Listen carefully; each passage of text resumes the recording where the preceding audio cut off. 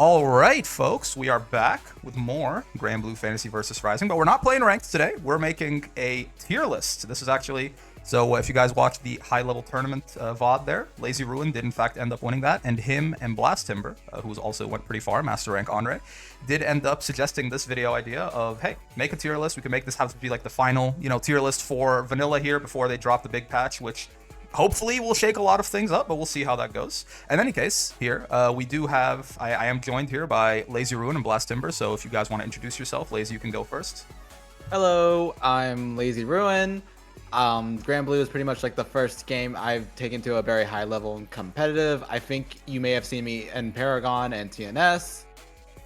Yeah. I play Nier, of course, and I enjoyed this game quite a bit, so I thought this would be a very interesting thing to do with Blast and Brick. Yep. I'm Blast Timber. I've been playing fighting games for a while. Started with Smash Bros, went to Strive, and then started just spreading out everywhere. Granblue's just been the game I've had the most fun with in the more recent times. And I play Anre or Uno, what do you want to call him, and Zeta, who I need to pull out more often, because she's pretty good. Yeah, it would have helped you out a lot earlier today. Oh, for sure. Anre, listen, we're gonna get into it, but Anre, it's not like Anre is so bad, You could say we got a high tier main, a mid tier main, and a low tier main here, so it's not perfectly balanced. Perfectly balanced. So I'm gonna try and fight to have Ladiva, like maybe if I can get her as number 6, then we can talk. We'll get to that. But yeah, we got so let's explain the tiers here real quick before we get going, possibly. So S+, I think S+ and B is like pretty self-explanatory, right? Strongest characters in the video game, probably not going to be a whole lot of people in S+. I think we're gonna have probably 2 characters in S+. Right, okay. I mean, unless obviously one of them is probably pretty clear, but we'll see who the other one ends up being. S rank is just obviously very, very strong characters, right? They got probably not very many weaknesses or flaws or anything like that, just maybe not quite as overwhelmingly strong in certain aspects of the video game as the S+ characters might be. And then A+ and A is going to be weird, right? A+, like, finding the line between an A+ character and an A character is probably going to be kind of finicky, don't you guys think? That's going to be the Phantom Zone. Yeah, because they're just like, they're not, no, by the way, no character in this video game is like awful. Like, some of them they need some help. Like, so like where, Arxis, we're looking at that patch, some of them definitely need some help. But I don't think anyone is like literally unplayable, right? But so even in A and A+ there. Might be one. We'll see. Yeah, there might be one. We'll see. Yes, but yeah, especially the characters in A and A+, like they're totally fine, right? It's just they might not have, so they might not have the same kind of horses that some of the characters above them do. And then B, obviously lower, like the lowest tier, probably the characters most of all that we will be looking to give a little bit of help to in this patch, hopefully whenever. That's gonna most likely be our bottom 5. Yeah. Well, yeah. Okay, so how do we want to get started here, fellas? We were talking about doing it like a puzzle, right? Doing the edges first to make it a little bit clearer. So you want to start with bottom or top? Let's do bottom first. Start with bottom. Let's go with Nier. I'm just joking. Of course, yes. Bottom. Nier's unplayable. How's she supposed to play the game? I can't even. Like she needs to go on the very top. Yeah, okay. You can get it out of the way, right? Like obviously, no one is. We can talk about the person that joins her there later. Yeah. We'll talk about also what makes Nier so strong. People really need to know, but like obviously Nier's the best character in the game, right? So it's okay. So who's the worst character in the game? Do you guys think? I think it's easily Avatar. Whoa. Okay. Listen, Avatar. In every time there was an Avatar in the tournament, I kept like basically talking shit about the character. Easily. I'd have to aim for. I'd probably say. Okay, wait. Let's because this is gonna be who do you got? Who's like bottom 5? Let's just bottom 5. I think this is fair. I think this is fair. Bottom 5. Mm-hmm. I think it hurts me, but okay, no, this is definitely fair. He's definitely Vaseraga is there. I think Cat is queen of the top of bottom 5. I honestly feel Anila's worse than Cat. I don't. Yeah, I think Cat is like the worst person in A rank or something like that. But maybe you have more experience with Katalina than I do, so. It's just I don't know with Anila. Anila's the very weird one for me. Anila can't even zone Ladiva, so I just feel like something went wrong there. I guess I'm just putting so much priority on like that Anila sheep neutral, like her sheep move is so good. True, but it's like it's a worse version of Siegfried's EX Fireball. right? And that doesn't even cost him. Yeah, Nier, but even then, a worse version of that move that basically plays the entire neutral of yourself is still a really good move. 100%, but it's literally all she had. Like someone, Lucas saying, Yeah. it's literally all she has, right? The main thing I would say for Anila, the main problem, is that her mid-screen damage is obscenely horrible, even by this game standards. Oh yeah. Like, if she's not willing to pop Brave Counter, she's almost never going to get above 1500 off of any of her lights, unless she's auto comboing. I think that then Cat will be fine then, because Cat actually has some pretty nice mid-screen damage with few Fireball combo extensions. You know why I'm so sad right now? I'm looking at the rest of this list, and I so desperately want to put someone else in bottom 5 besides Ladiva, but no other character on this list who isn't already here can be argued to be worse than. Ah, fuck, Not man. Metera. Yes, it's Ladiva. Unfortunately, Yeah. wait. I don't know what order we can talk about this now, and maybe what makes each of these characters weak. We talked about Anila already, so if you guys have anything else you want to say about Anila, you can maybe wrap her up first. I think she might be the highest of the bottom 5 then. Yeah, I have some more to say about Anila. In general, the issue with Anila, right, is she has low damage, and the problem, her pressure mid-screen and in the corner, she really struggles to open people up in this game. She doesn't really have anything good. Like, the best thing you'll probably see is people trying to, catch you with, her down special, 2-2, which is when she leaps off the ground. Right. But I mean, that's a gimmick. It's pretty easy to react. It's pretty easy to react to, and honestly, there's just not much threat from it. Yeah. And when she crosses you up with it mid-screen, there's block button, and even if she hits you, a lot of times she won't be able to land in time to get anything off of it. So she's purely strike throw, and it's weird. Her she's only kind of gonna give you damage in the corner, and then you move just to her neutral, and it's outside of ult sheep, it's all just not that hard to deal with. Sheep are very easy to contest and just beat. They're not an amazing projectile. Tons of recovery on it too. It's so incredibly easy to punish if you manage to get any kind of read on it or reaction. Anything at all. But she is just kind of another Shoto, similar-ish. She's basically Terry Sheepguard. So she's not horrible. Fundamentally, you can do well with her. It's just if she wants to capitalize on anything, she needs to use Brave points. And that just results in her blowing up the second she gets touched. Yeah, it's not she can keep you out that well. Especially when the few times she loses out on neutral. Yeah. I do think of the bottom 5, she has the best neutral. I'd agree, 100%. Best normals. Yeah, I'd say. I feel like Avatar's neutral isn't horrible. That's not his problem. Isn't necessarily his neutral. No. He's got problems. He's got problems. It's probably similar. Avatar's has similar neutral. The main thing is that the game is incredibly hostile to Avatar. Yeah, yes, we'll get to Avatar on that. It's he can play neutral. It's just when he loses neutral really bad. So the leftmost means that they're so left to right. This would be the best of low tier if you want to put Anila here, for example. All right. I'm not sure that I feel like Anila is just so non-threatening, man. I feel like I can't have her, but all of these characters need help. But it's just I think I'm just remembering when Riazo just completely outboxed me as Nier when he was playing Anila. So I think I'm just still remembering that time. That's fair. Yeah, I mean she has the tools to win neutral. It's just she needs to win it an obscene amount of times to get any reward. Which again is it's kind of the opposite of the game is not designed for you to have to win neutral 7 times, right? No other very few characters have to have that problem. Katalina only has to win 5 times. This character only needs to win once. You know what I'm talking she technically needs to win 3 times because of how gems work. Yeah, honestly, I guess. Another thing with Anila is I play Uno, and their problems are extremely similar, but Anila just doesn't have any of his benefits at all. Yeah. None of them. So what ends up happening is she doesn't have Uno's ability to zone, doesn't have Uno's buttons are better, and then her pressure is also worse, and he has ways to open people up with throw bait. So it's she's just kind of worse at most things that he does well. And that's just coming from me because I swapped over to Anila to try and get her to master. Yeah. And it's surprisingly hard, surprisingly early.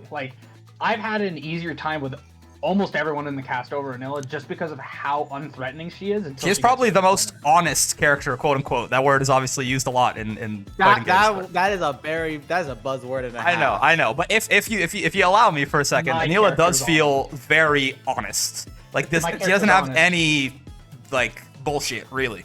I feel like no, like sheep. Okay, you sheep, sure, but like realistically, guard cancel into sheep is the most screwed up like checkmate in the game. Oh yeah, fair enough. That's true. That's true. That is just straight unwinnable. But by this game standard, everyone's a war criminal in this video game, man. By this game standards, that's not that bad. Okay, so yeah, I think Anila pretty well described there. We can talk about Avatar next. I guess we kind of dipped into him already a little, right? Yeah. It's just, he does more damage. He does as much damage to you as you do to him, or he does as much damage to himself as he does to you in his combos, and then he just dies the next touch if he loses his offense. And that's exactly why the game is very hostile to him, because in a game where everyone's doing high damage, his high damage comes at the cost of him also losing health. Yes. So it basically, in order for Avatar to do well, he needs to be in control the entire game. Because as soon as he starts falling behind, you can just get brave countered. Like, he gets put into checkmate situations the most, and I think he has the hardest time coming back because of how brave counter also does damage. Yes. So because of how brave counter does damage, and he does damage to himself, and you're at low health, he more often than not just puts himself into checkmate so fast. Mm-hmm. And it's not like his damage is like absurd. Like, it's not like Abel does like double the damage of everybody else, so it makes no. He does like regular combo damage. Well, maybe a little high, but like his damage is just like kind of normal. The damage is high, but that's because he can make the 50-hit combos, which requires heavy execution. Right. Yeah, like he does great damage when he literally sacrifices about as much himself. So when he does go for the high damage combo, usually he puts himself in a shimmy scenario where he'll die too. Right. Like it's kind of a meme at this point, but you'll see videos all the time, or just sets where Belial will Abel will be like, all right, I'm gonna cash in this damage, and then on the wake up dies off of a throw and then getting jabbed. Like It's literally, you put yourself in a checkmate if you decide to spend there, but that's like Avatar Belial's like main strength, is being able to get that big damage out. He's kind of like a one-shot character like Naga Ryuki, but where Naga Ryuki and Strive has like a separate bar and has a bunch of HP and can screw up once or twice. Belial doesn't really have that advantage in this game. Avatar, I feel like fundamentally weaker. He's the character that I was the most wrong about going into this game as far as how strong I thought they would be. I think most people were. Yeah, I was like, it's Akuma, bro. Yeah. It's Akuma's always good. No, Akuma's not good. Not in this game. I mean, he has the lowest health, and he does damage to himself, and the game is extremely high damage, and his options aren't that crazy to compensate for it. It's just he's like, it didn't quite work out. And a lot of his scary offense is kind of gimmicky too. There's a lot of answers to what he wants to do. Like for example, his whole aerial shenanigans, jump beats like almost every single option he has there. It only loses to like the Devil Jin, the laser that he shoots out there, but that looks very different on startup from any of his dive kicks or anything like that. And here's the thing, if he tries to do the Devil Jin in the dive kick range, you legitimately just run up under him and then get a full punish. Yeah. I've accidentally clotheslined out of that thing and then punished him when he landed. It has so much recovery. The amount of times as Anre I've spun the spear and then did the super dash and then just posted up beneath him waiting for him to drop, it's uncountable. It happens all the time. Yeah, that's why I think he's the worst one in the game, because the game, just in the current game with the general mechanics such as brave counter, how 6-6L pressure works, how everyone can do damage, he's so volatile. He's a glass cannon in a world of cannons, so why would you go for the glass cannon? Yeah. Okay, well, actually, you know what? Talk to me about Percival, because this is the character I think I've run to this character 3 times in ranked, and I've never played anybody who plays him well. I don't think. I've run into Kane multiple times. I might have fought Kane once, but these two. Yeah, so tell me, why is he so universally hated here or described as weak?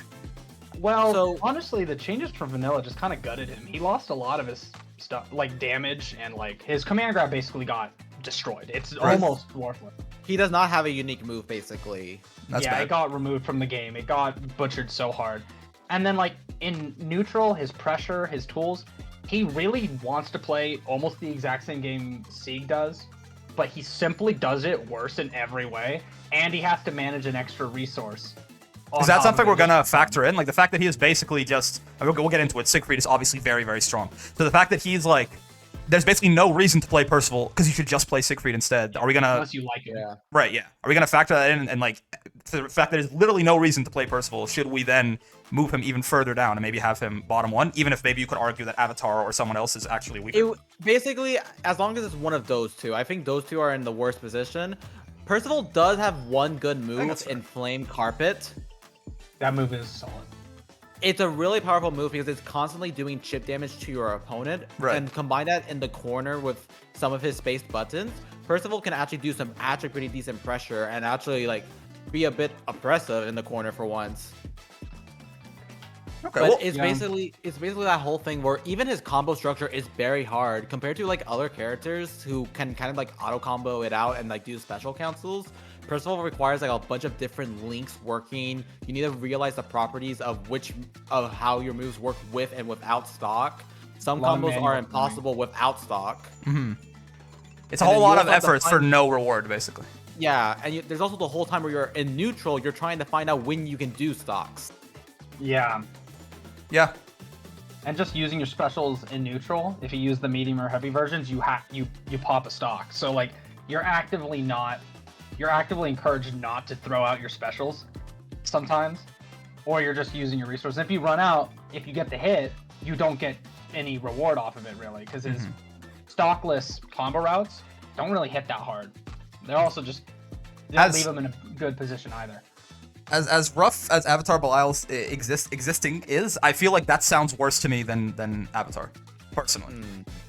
I think it's basically, you're fighting for like basically scraping the bottom of the barrel here. Like one of them is probably the worst, but it's one of those two. Percival sounds worse to me than Avatar. Yeah, I'd say Percival. The thing with Avatar is he like his weaknesses, we've clearly described them, but the thing is that the way he's played and the tools he has, the issue with Abel is that he's just extraordinarily volatile to an extreme, like a super degree. Like when you think about who you should pick up, if you care about tournament viability, picking up the most volatile character in the game, right, with no reason, like, and there's no, and like he doesn't make up for that volatility. Like he's not good enough to make up for it, but he still is a one-shot king. He has a win condition, which I have not heard from Percival. Super fast to Abel.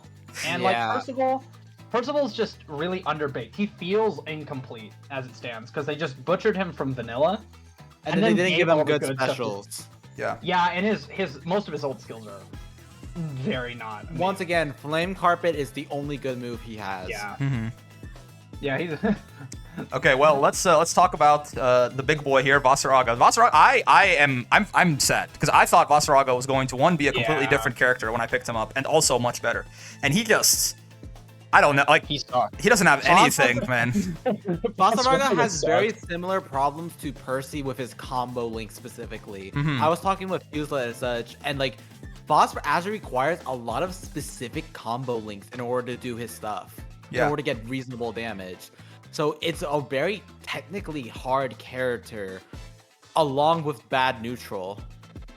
And I mean, without maybe I'm no Vaseraga expert, but it just feels like when he doesn't have his armor up, he's just like not a character.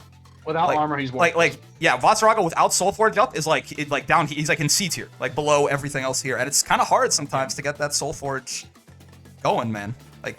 This isn't obviously you get a knockdown, right? The idea is he wins neutral, gets a knockdown, and then he gets Soulforge and can kind of loop it from there. But I don't know. I feel like a lot of the times I see Vaseragas just they lose early on. They're in the corner, they have no armor, and they just die.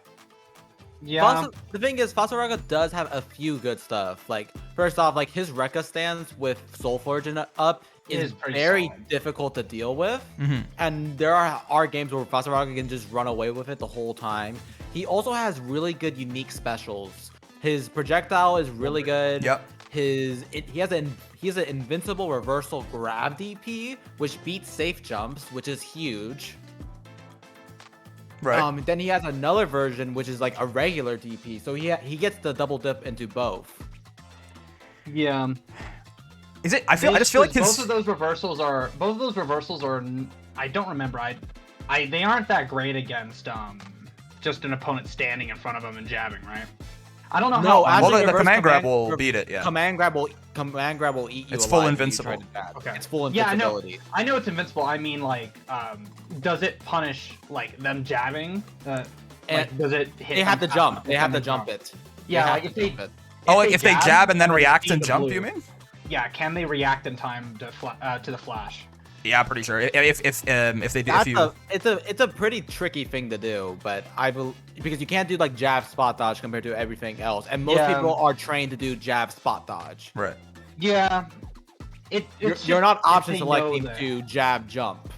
Of course. Yeah, it's if they know the matchup. It's also knows, not meterless, right? Which is a big deal. Like it's also No, it's that's a big 50%. Not having a meterless reversal is a huge weakness. I mean, does Vaseraga have the worst? Funny enough, the worst defense. Does Vaseraga have the worst defense? Because like he has the slowest buttons. He has no invincible reversal. He's got a gigantic. I mean, the gigantic hitbox stuff doesn't matter that much anymore. The hurtbox, but I just feel like he's got like it's very very difficult for Vaseraga to get himself out of the corner. A big His problem defense is he worse. has is that he has really slow buttons, but also they don't cover that much range as you would expect them Yeah, to do. yeah. That was my biggest surprise when I picked this character up. Is the size of his body and his size, he's gonna smack you with the pummel of it. Can we also mention he doesn't have a 6XL? Like But he does he like it's he a doesn't. hard to use button. He doesn't have like people are talking about 2B doesn't have a 6XL. Vaseraga doesn't have a 6XL, but he doesn't have a double Yeah. jump and a bunch of bullshit to make up for it. So Yeah. I don't know. He feels Yes, incredibly weak to me. Like I He is ma- bad. Yeah, no, He's that's why certainly very bad. he's part of the bottom of the cast right now as well. yeah. Probably, I think he's pretty comfortably. He's at least. The main argument on the ordering here is I think he's above Abel and Percy, but do we think he's above or below Anila? Because I think he's below Anila. I think I would agree. I think yeah, Anila just has enough neutral and actually can defend herself. if Anila all of a sudden started doing damage and they turned her down special into a move, she could jump to a completely different tier. But she just doesn't hit hard enough. But her I'd say her Vaseraga tools would are require a neutral. lot more changes. Oh yeah, in order to- Vaseraga needs a lot to be. Yes, yeah. Good. Like I was gonna say, Anila has like he has a good idea. She just like the numbers are a little bit low. Vasaraga's like fundamentally broken. It feels like, Alrighty. but not in the good way.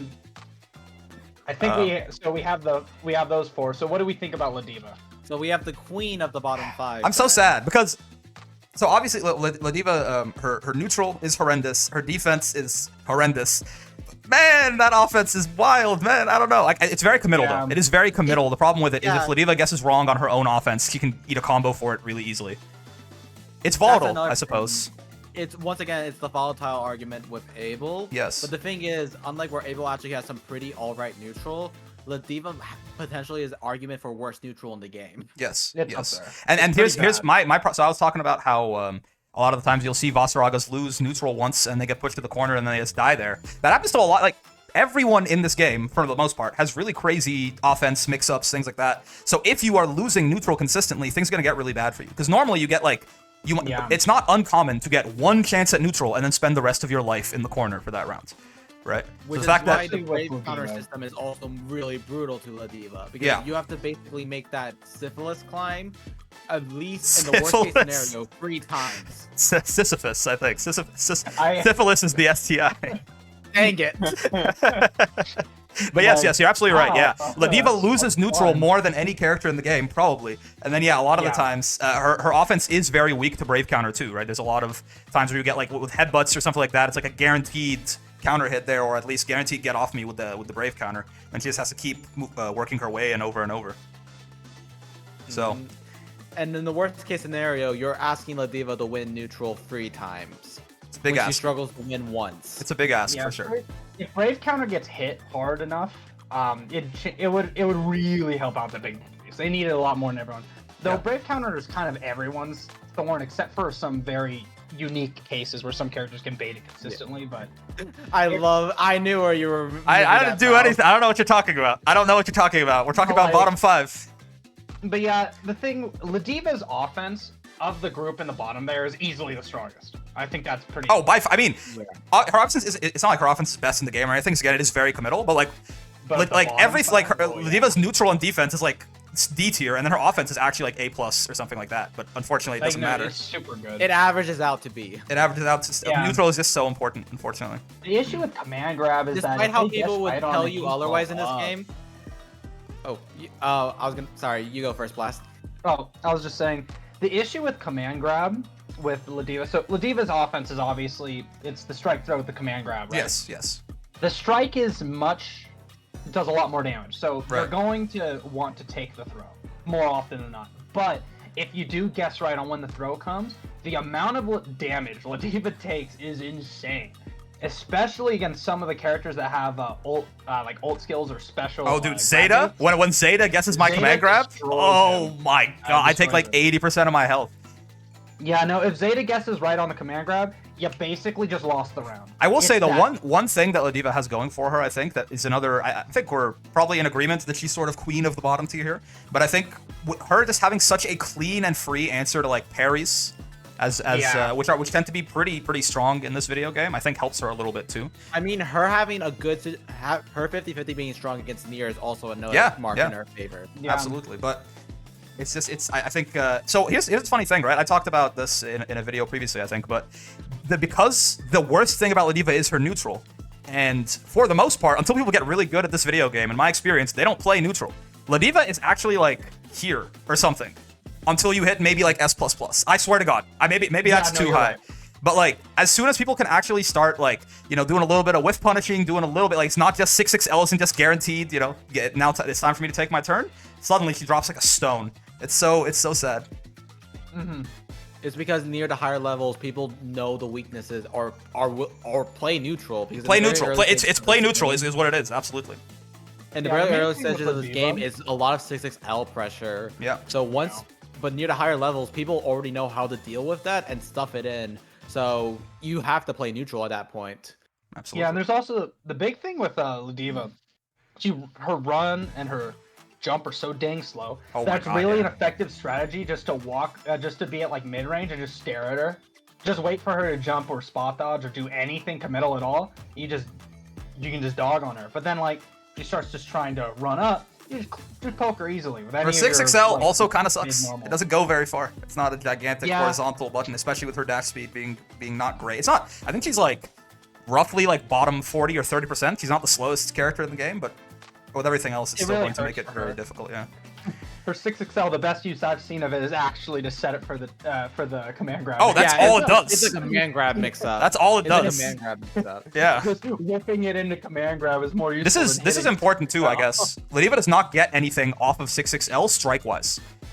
You Yeah. blocking Ladiva 6, unless it's counter hits, but you blocking Ladiva 6XL is actually better for her than you getting hit by it if it doesn't counter hit you, because Which is her funny. it puts her at far L distance, and she gets nothing off of her far L. She can't convert into clothesline into anything like that. So that's probably another big thing. I actually don't know if that's the case for a lot of these other characters in bottom tier, but that's definitely a big weakness that Ladiva has also. Yeah. It's something that Cat also sometimes has a problem with. Yeah. Yeah. Now, some of us the- get 2M confirms or whatever off of. I'm doing this. So we've talked about the bottom tier enough. Let's go to the other side of the puzzle piece here. Move up to S+. Okay, so So Nier's an I S think plus. I think Nier And is he- the worst character in the game. That he discussed. Yeah. So I don't think I will say. So there's every single Granblue tier list that you find, right? It's like, oh, Nier's in her own tier, and like I know we're basically going to do that here too, because we're gonna put maybe one or two other characters in there, but I don't know. I feel like maybe she's not.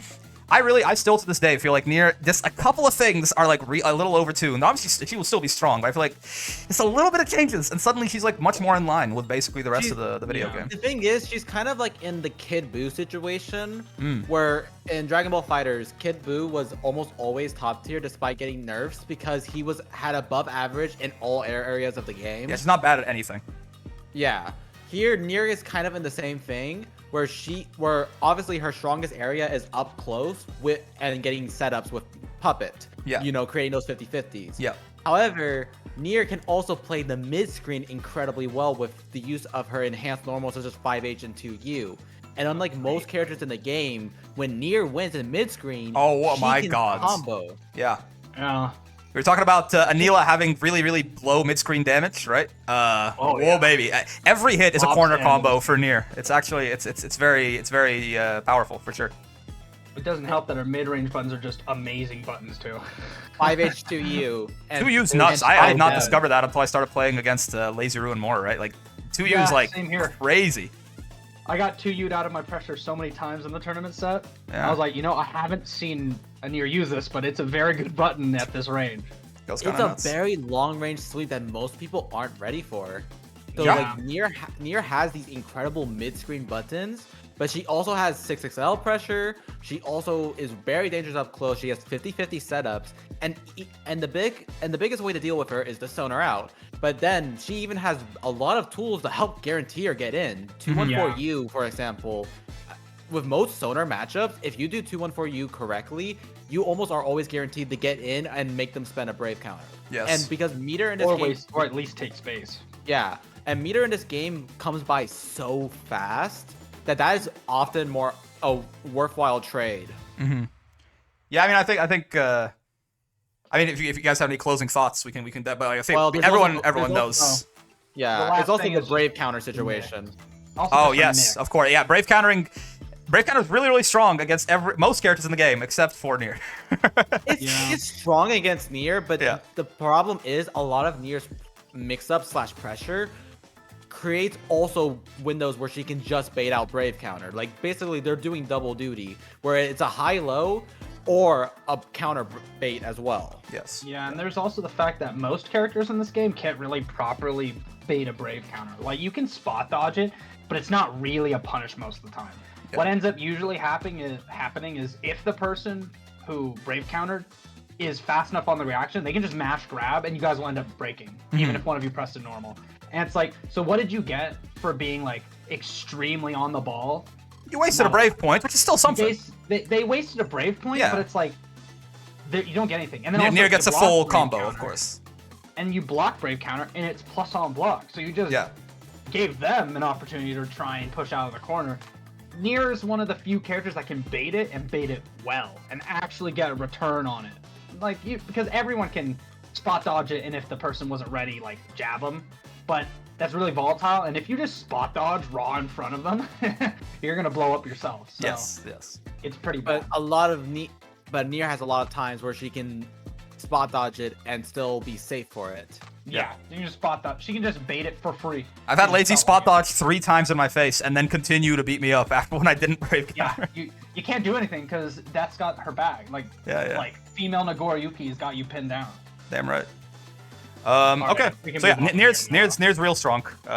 Well, we'll see. We'll see what happens after the patch, but they've already. I mean, in like the little sort of mini patches that Arxis has been They throwing, already gave a nerf. they know. with Like, it. yeah, Nier is the only character I think who's gotten specific, explicitly targeted nerfs. There's been other stuff, but it's more universal, like recovery on moves that let you like move in the air and things like that is a little bit more. Not being able to block after getting in Yeah, there yeah, like Zeta. But that was like Yeah, no, Seox got hit, these- Zeta got hit. They specifically have already hit the DP Yes. with the So air, they know. making it air blockable. It'll be interesting to see what they do if the patch drops. I mean, I think this is coming out on the 24th, so it might be today. We'll see. Okay, so here's the question though, right? So let me double check. I'm pretty sure that you guys saying you're gonna put one character up here in S+. Is it one of these two? Yes, it's one of those two. Why is it so? Like Why? you're a visionary. Yeah, it's almost like everyone knows that these characters are really, really strong. Well, okay. Well, actually, let's have a discussion here. Which one do you guys think it is? I say it's easily. I'd say Sieg. Sieg. Probably Sieg. They're Well- pretty close, but it really just comes down to which character is more fundamentally sound and a little bit less gimmicky in the nature of how they run their offense. Siegfried, love it or hate it, that heavy fireball is a problem for a lot of matchups. It is, It's yeah. so good. Basically, just It free kills neutral the win. neutral. We were talking about how Ladiva, the fact that her neutral is worst in class means that it kind of doesn't matter everything else that she can do, right? Because if you lose neutral once in this game, that could really be, curtains for you.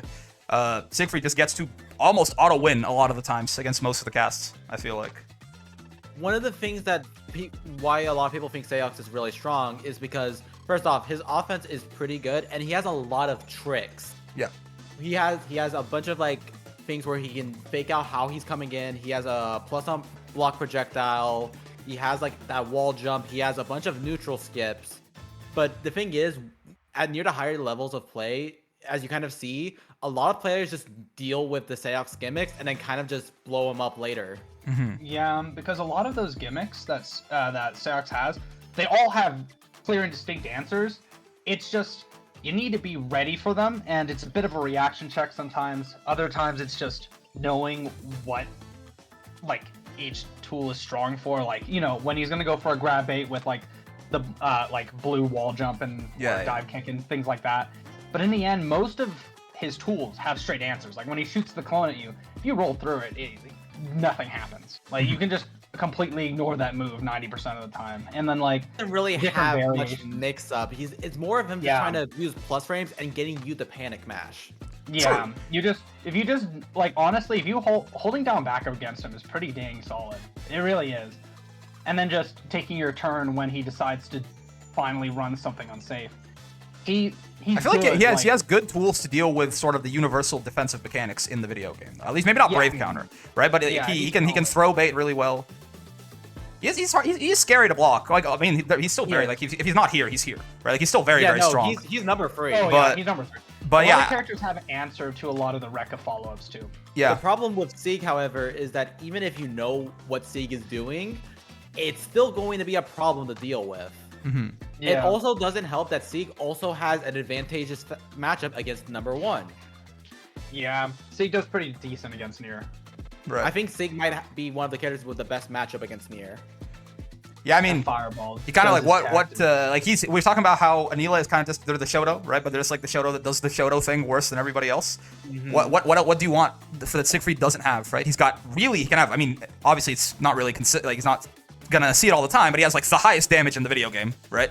He has incredible neutral with the fireball. He's got big buttons. He's got good defense. He's got a meterless reversal. He's got a good 6-6L. He gets good combo conversions off of it. His damage is kind of free and easy from a lot of different places, right? He also has an unblockable setup. He does have a literal unblockable setup. Yes. Yeah. Not only that, it punishes spot dodge. Yes, you get thrown for spot dodging, right? So it's the only way to get out of it is if you have a reversal ready. Yes. So and specifically in Nier's case, only super is your option if you want to beat it out flat out. Mm-hmm. Because so like, it actually crushes both her armor DP and her U DP. Right. Yeah, like we were. Oh, that's messed up. Yeah, no, because UTP only is invincibility on death.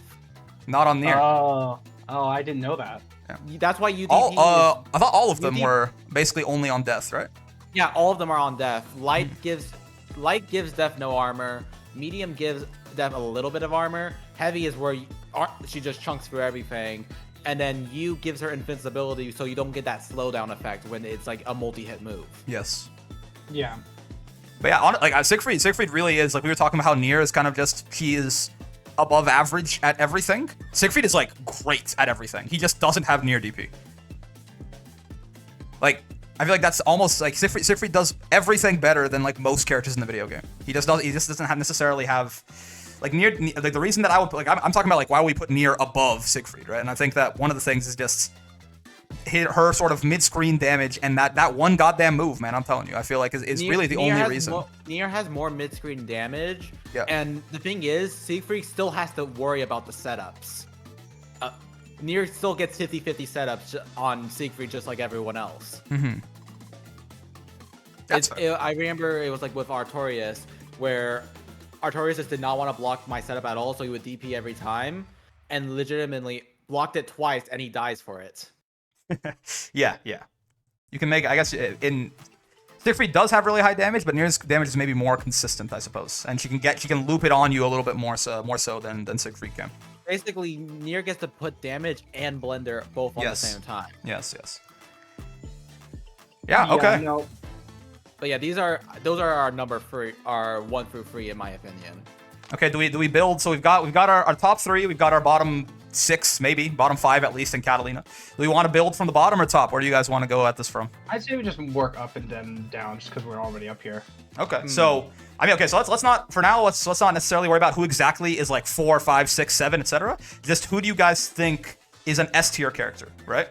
Belial and Lancelot need to go up there. Absolutely, yeah, and absolutely. I feel like Zeta's still here for sure. Yeah, like, I think people have soured on this character a little bit, but he's still really strong. Yeah, Zeta should be there. And Cag. then like, if you want to throw one yes. in there, it'd be Cag. I agree. Cagliostro. And not just because I play Ladiva, okay. But yeah, Cag is. No worries. Cag is one of those that has been flying under the radar because the other 3 are very obvious, but people are still noticing she's getting a lot of tournaments. Yeah. Yeah. Okay, so yeah, this is not necessarily. I think that's a good tier. Yeah, we'll worry about how we're gonna order these guys in a second here, but I don't think I see anyone else who jumps out at me. What do you guys think about? There's an argument for Vera. There's an argument for Vera. Yeah, I could there as well. Vera's really solid too. Vera why do you guys say that? Convince me, sell me. I think she's in the 6 to 10 range because the simple fact of the matter is Vera has a lot of like advantageous plus frames, and her momentum when she starts going is really oppressive. Like when she gets into install, she has all the fireball setup. She has high-low mix. She has just plus frames on plus frames. Her medium DP is very tricky to deal with. I feel like the medium DP is like tricky. Like I feel like that's a knowledge check, if anything, right? It's a knowledge check, but it still adds to the mental stack. I guess. Yeah. No, because you block it like you do any other DP, and then you just spot dodge the second one. It's like fully reactable. I don't think medium DP is medium DP when she's in install is a real big issue, just because of the fact that like I think it's not a fast, like you have a decent amount of time to react with the spot dodge after you blocked. Yeah. It's just I wouldn't say that's a big factor into it. She is still strong. She is fundamentally strong. Her buttons are amazing. Yeah. Her buttons are goated with the. She has really good buttons. She has really good buttons. Her air S and her sweep are both really powerful.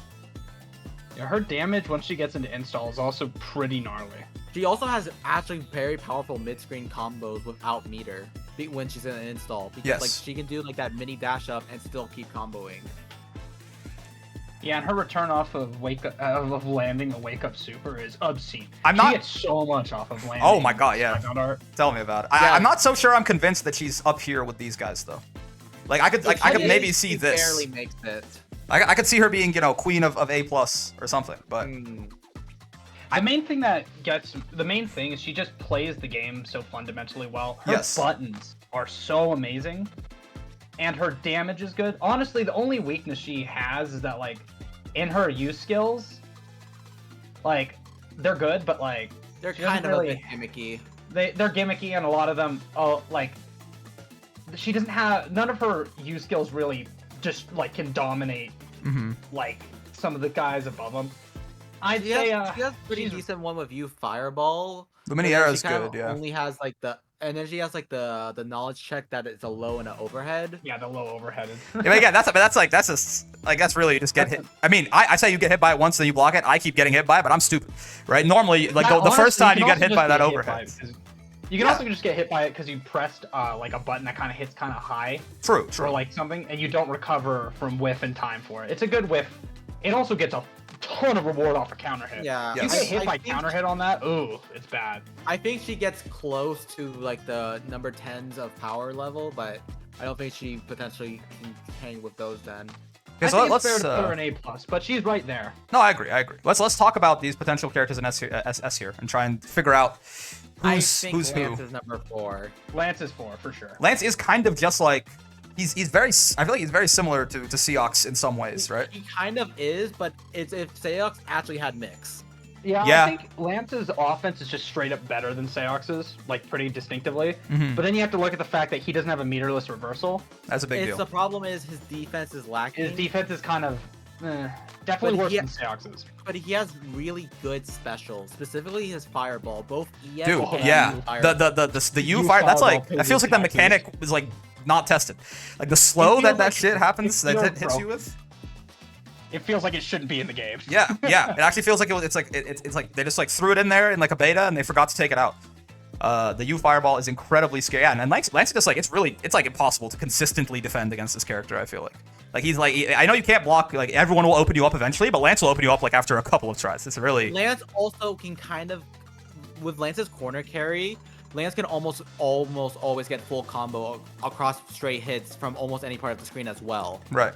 Especially with stuff such as like his U. The U dash? Are you talking about? Yeah, the U dash. Yeah. If you do that move in mid screen, it still gives you like a full combo to convert to. Like, and the opponent stays on the ground the whole time, so no combo limit to worry about. Exactly. That's why I'm saying he has long combos. Yeah. I don't think any character quite absolutely destroys your mental stack like Lance. Dude, watch getting hit with like the second Lance corner combo of a game. He does good damage, but it does like it does like 6k, but you have to sit there for 35 seconds. It's just And, like and there's also those moments where he can just reset you when you're doing You're that. not- check yeah, down, yeah, when because you're spinning out. sitting there, you're just like, okay, fine, and then he just drops it suddenly and resets your ass. And also, talking about characters that can bait beast brave counters, Lancelot is one of the other ones that are also really good at that because of how often he just teleports and disappears from the screen, which doesn't let brave counter. So while most characters have the spot dodge, Lance can legitimately Just in the not middle be of- there. Yeah, and he's still doing his pressure. He's still doing his high-low. I think that's fair. Lance has struck me as very, very strong whenever I fought him too. The thing is, people have been downplaying him hella hard. Yeah, Lance doesn't get quite as much notoriety. Early game, I think it was really Nier, Seox, and Zeta just stole all the attention. I think it's kind of because stole under the Seox stole a radar. lot of attention, and people kind of view like people thought that Lance was just like Seox but similar. worse. But like no, they're pretty similar. Like if anything, he's Seox but better in some ways. In some ways, Lance is a little bit more better rounded. offense. yes. Seox is more rounded, but distinctively worse offense, I'd say. Yeah, Seox is more rounded and has more neutral skips, which is what people get annoyed by. And it is also again neutral is strong, right? Like we just talked about how winning neutral in this game is really important because sometimes you only have to win neutral like once or twice to end the match, right? So. Yeah. Alrighty, I think we got Lance though. Yeah. Like, he's good. Okay, thoughts? Number 5. I think Yeah, it's Belial. Because he just- he's pretty clear. I mean, I kind of like a little bit of a Siegfried. I mean, a lot of the top 2 is going to be the case, right? But a little bit of Siegfried syndrome in the sense of just like, what is this character not good at? It's kind of like it's once again like the Shoto that Shotoed. Yeah, but except, he's the so Shoto good that at does everything. everything. Yeah. He's just good Not- at everything. not And only 2M that- is a demon button. Yeah, he has a +2. Why? Yeah. Why the fuck is 2M plus on block? It's somebody. Is there any other 2M in the game that's plus on block? Yeah, Gran Gran is. Oh, well, there you go, Mr. Fantasy versus Rising. Okay, you know what? Gran can have it. I'll give it to Gran. He's a singularity, bro.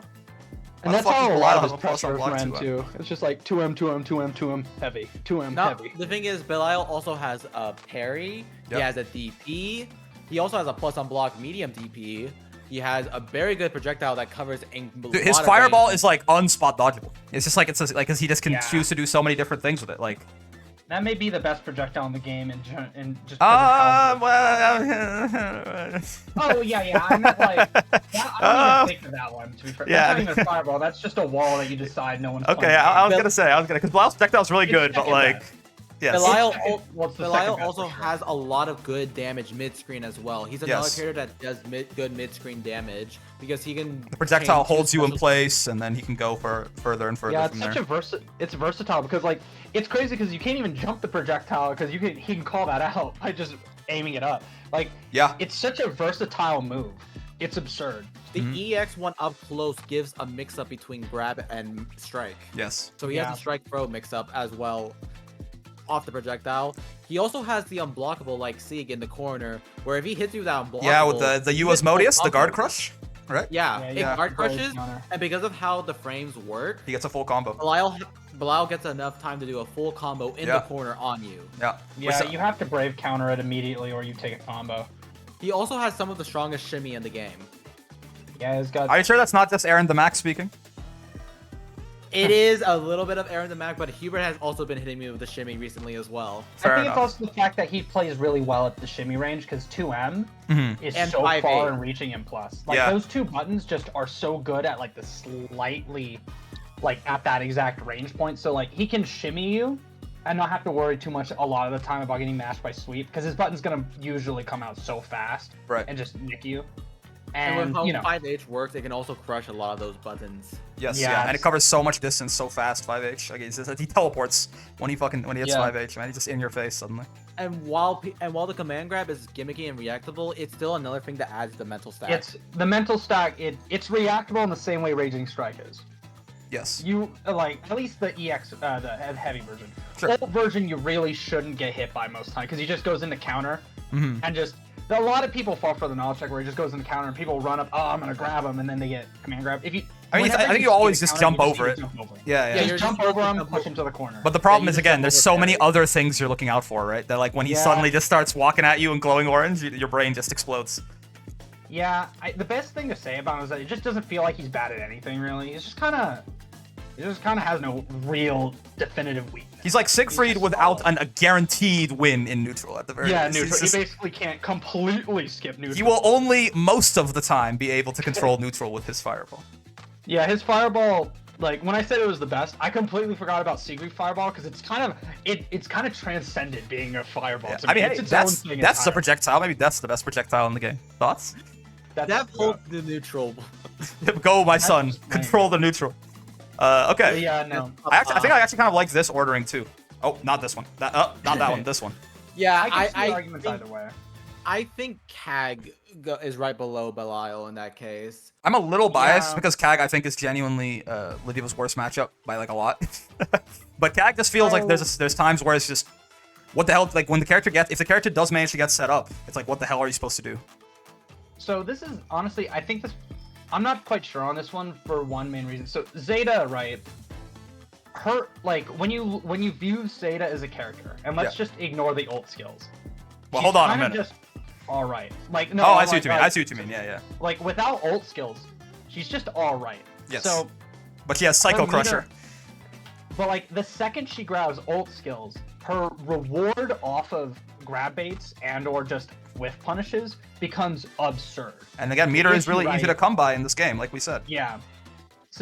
So basically with Zeta, how it feels like it almost feels like when she has 75 or more meter, she's in an install state. That's how Yeah. big the difference in power feels. I'll tell you, she actually she just has Bison Psycho Crusher. You can't jump, you can't do like you literally just you have to sit there Can't and do like anything. walk forward slowly and walk and block. But I feel like that. I mean, Oh, I was gonna say because of that, it can also mean she's quite volatile. Right. Because Yeah. her defense is actually kind of, despite Horrible. having like 4 different parries, her defense kind of is not on the good side.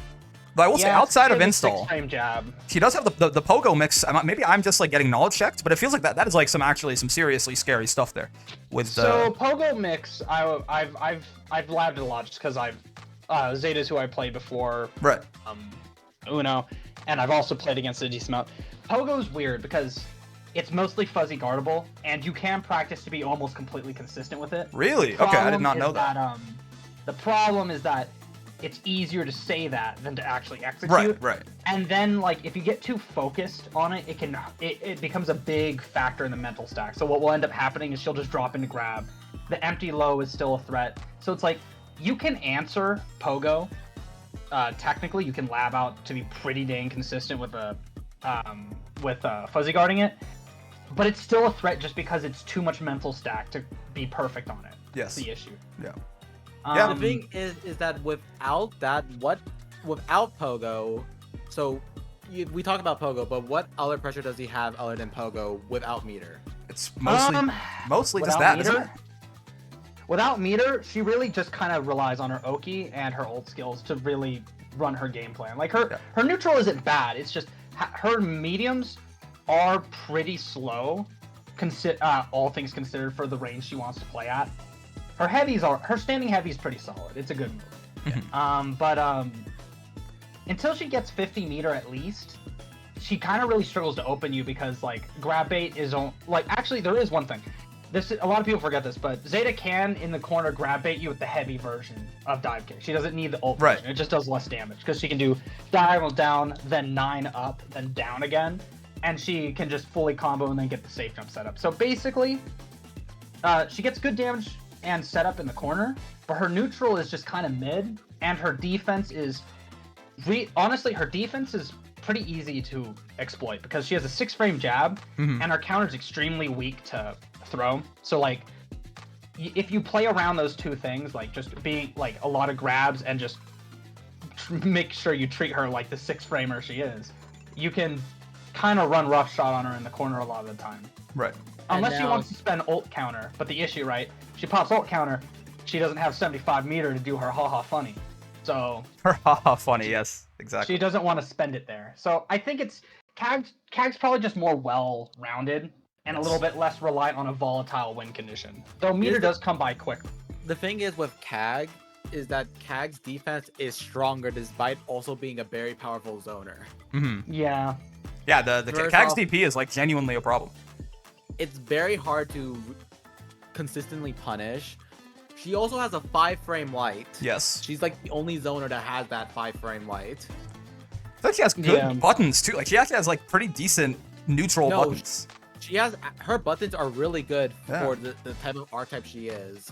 She also has far H. incredibly Someone just said. Yeah. She has incredible up close games. Yeah, no, 5H worth the free spikes. That move is legitimately next to like impossible for some characters to actually deal with. Yeah, right here, dude. That move is like one of the main reasons I think that Ladiva can't do anything in that matchup. Man. It's such that move Legitimately, she's also one of the few characters that can actually keep Nier in the corner. Yeah. And I mean, and we talk about, she actually has some really good offense too, right? Like she has like we talk about Seox having like throw baits, right? Or Zeta or things like that leading into full combos. Kag has the same thing, right? Like Kag has like 3 different throw baits that all do full combo. Yeah. She has an overhead that leads to full combo. Yeah, if the trap is set up already. Yeah. But yeah, and she's also another character that can combo off her throw. Yes. Another character that can really do that is Nier, and if Nier can do it, then it's probably really good. That's probably good. Yeah. Yes. Yeah. Well, yeah, Eustace too. But one thing that was mentioned that I wanted to bring up was mentioned in the chat about Pogo and Brave Counter. So if you guys realize, so Brave Counter will sometimes whiff on Pogo, but you can consistently tell when that will happen. If she's pogoing above your head, don't Brave Counter there. That's all there is to it. If she's in front of you, it hits like all the time. If she's most of the time she's gonna want to do it low because she wants to threaten the high-low, like the. It's more minus if she's over your head, right? Yeah, if she's over your head, often you can just mash her out, or just like you can usually mash her out, and if she does go for the frame trap, then what's gonna end up happening? She isn't even really gonna get a confirm off of it because she hit like her heavier medium way too high in the air. So just don't Brave Counter unless she's like more level with your character. It's that simple. Yeah. And Brave Counter is amazing against Pogo. That's something else we didn't mention. Brave Counter basically says stop it.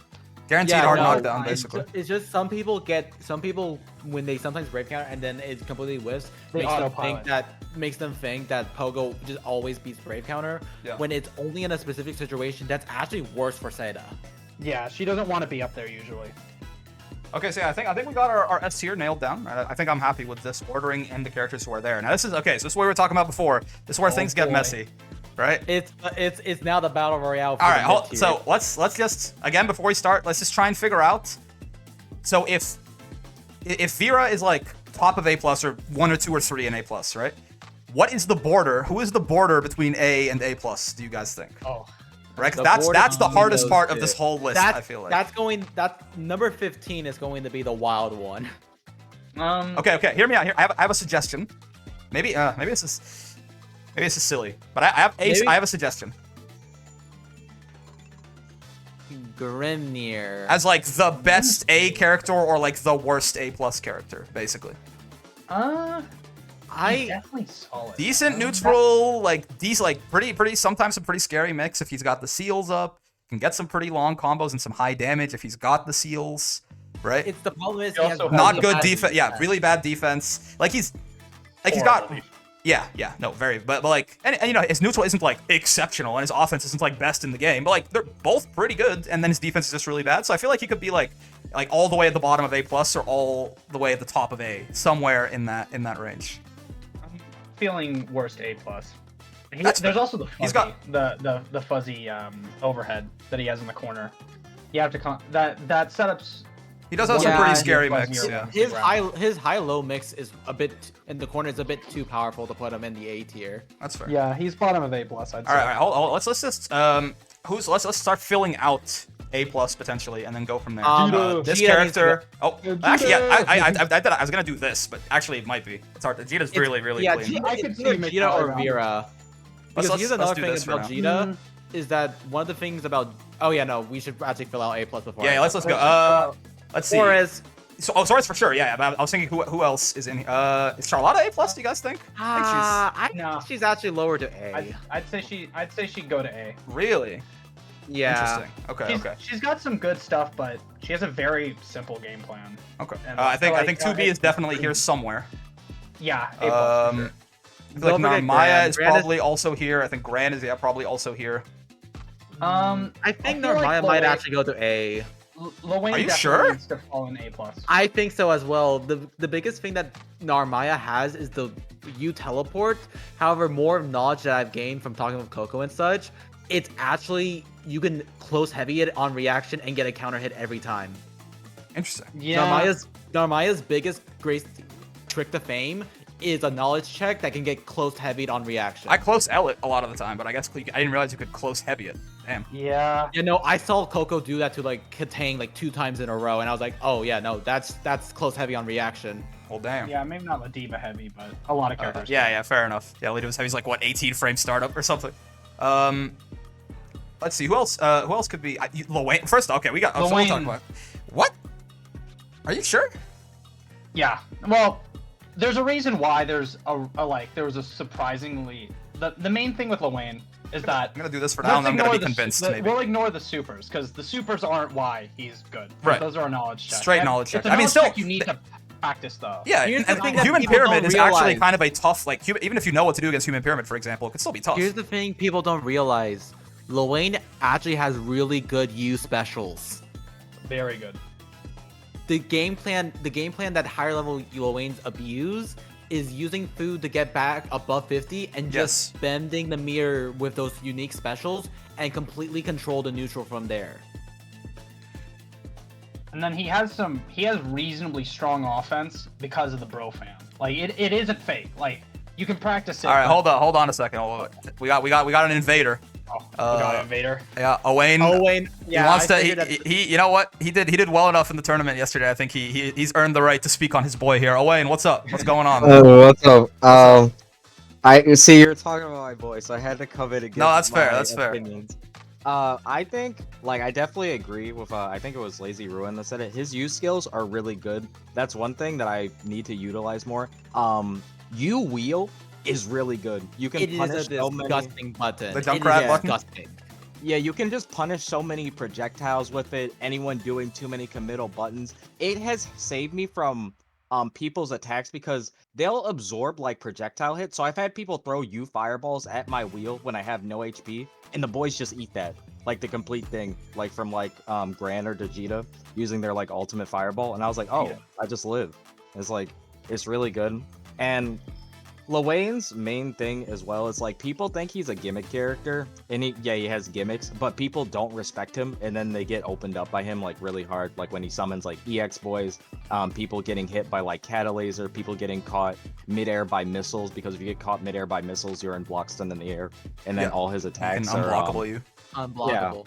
Yeah, I think Lowain is a really solid character. Like A+ is probably like maybe like bottom of A+, but I think he's a really solid character. He makes it. I think he just squeezes in by the skin of his teeth. Okay, so obviously I'm a little outnumbered here. I still kind of feel like what. So the U skills being strong, fair enough. I still feel like for example, what you mentioned there, Owain, with like people underestimate him, so they just get caught by stuff. That's true, but I don't think that necessarily makes him like better, right? I think that just means that people like this. There's not maybe enough like super high level Lowain representation so that people actually know what's threatening about him. It's actually really hard to get in on a proper Lowain. He like, does, Lowain with all the machines, with the U specials and the food, and with the fact that he can run backwards, Lowain actually is incredibly hard to pin down in neutral. And he has a pretty unique win con in the fact that if you don't approach him, he's constantly just going to eat food. That's true. Yeah, that is something that only he can do. He's a sonar that forces you to approach, and because one of the things is like you can slowly like walk block against most sonars. Yeah. Do that against Lowain, and Lowain just gets meter and food and heals, and he can heal a lot of HP. I've seen it's happened to me. I've had a Lowain on like 1 HP, and then he heals all the way back to like half by the time that I was able to get back to him. Yeah. Okay. That's fair. That's fair. I will accept this. Motion approved. That just can't get to him reliably. Yeah. Double spaghetti is 40% of his max health, so he can like hit his special twice. RNG, he's back to like half HP from like no HP. It's crazy. I've literally had the man like I've seen that happen. The double spaghetti, where like the double spaghetti is a great name. It's a great round. A great round. I get hard knockdown. I get up. Man's already healed like 25 to 30%. No, Lowain has the comeback factor.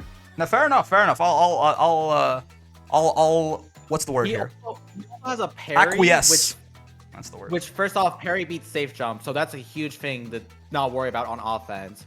But then, because of how his infinite works, he also gets an infinite reversal. So he kind of gets the best of both worlds, where he gets something that beats safe jumps, and he gets something that beats like baiting out parries. Yes. The only thing is that you can spot dodge it, but at the same time, that's a hard reaction. It's hard. You have to be on point to spot dodge it. We also just need to bring up his pressure in the corner is very difficult to fuzzy guard. It really is. Like the flutter kicks with the boys, and then there's the threat of grab. It's also hard to brave counter him as well. Yeah, the mental stack against Lowain in the corner is really high because he has a lot of like free form pressure he can do with the boys because they're it's like a 3-on-1, man. Projectile basically. It's the best way to think of it. He can do he can run some interesting stuff, and it's like it's really easy to get lost in the sauce visually because the threat of him just walking up and grabbing you when the boys are on the approach is extremely high. Yeah, I do that all the time. Yeah, it's hard to deal with too because often if you tech the grab, the boys are going to cover it too. So he's going to keep running his pressure afterwards. His pressure is a lot stronger than a lot of people think. He has gimmicks, but like he's still fundamentally solid in most of the parts of the game that matter most. I feel like his buttons aren't great though. It's kind of a problem. His normals could be better. They're kind of stubby. Like his he has a really good sweep. I really like Lowain's sweep. Yeah, okay. Basically a case of him having okay buttons in a game where the top tiers have god buttons. Right. Yeah. Yeah, everyone. But I think I'm okay with A+. I think that actually, after hearing you guys explain yourselves a little bit more, I think that makes sense.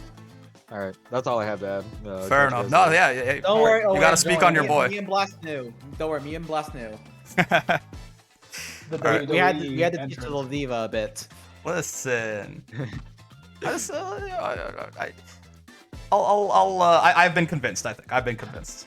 What is Nier going to be the zoner tier at this point? It's starting to look like it. Okay, well, I mean, to be fair, zoning in this game is just not that strong. Yeah, you're gonna zone this motherfucker. Good luck. You're gonna zone this guy. You're gonna zone this guy. You're gonna zone this bitch. You're gonna zone... Nah. Well, actually, Nier you kind of can until I suppose. Yeah, no. I suppose. Yeah. The thing is, you make one wrong mistake and die. The thing is with Nier zoning is like it is a very hard mental fatigue thing, and unlike most other characters, because zoners are gonna spend those gems to get back, and Nier can, she can touch a death if you have no gems. I am not so sure that anybody else is an A+. Yeah. The only argument I could see is potentially Bubs. I talk Bubs. You know, Bubs is weird. He's got okay buttons. I think he's kind of stinky. He's got good U skills, but beyond that, see, his U skills. Are you sure? I don't think his U skills are super gimmicky. His U skills will catch you if you don't know what to do. Honestly, Bubs is just kind of mid. He doesn't really. I was like not at all considering him as a but like what's the argument there, Lazy? I think it's just because I'm with a lot of the Bubs that I've played and such is that Bubs kind of plays neutral well in most areas of the game. Like he has good projectile game, he has good up close, he has good buttons with his 5H and his medium. His mediums are actually insane mediums in the game. Like they're really good. You could try to argue that dive kick is a knowledge check, but let's be real, that's harder. Yeah, no, Unisonic is just good. It's just good. Like I don't think Unisonic is a good move. Yeah. So and it also is he has a command grab super, which actually is kind of useful. True. It will land a lot. Because down back's really strong against him. I don't think I buy it, but I see the argument, but I don't think so. I think he's.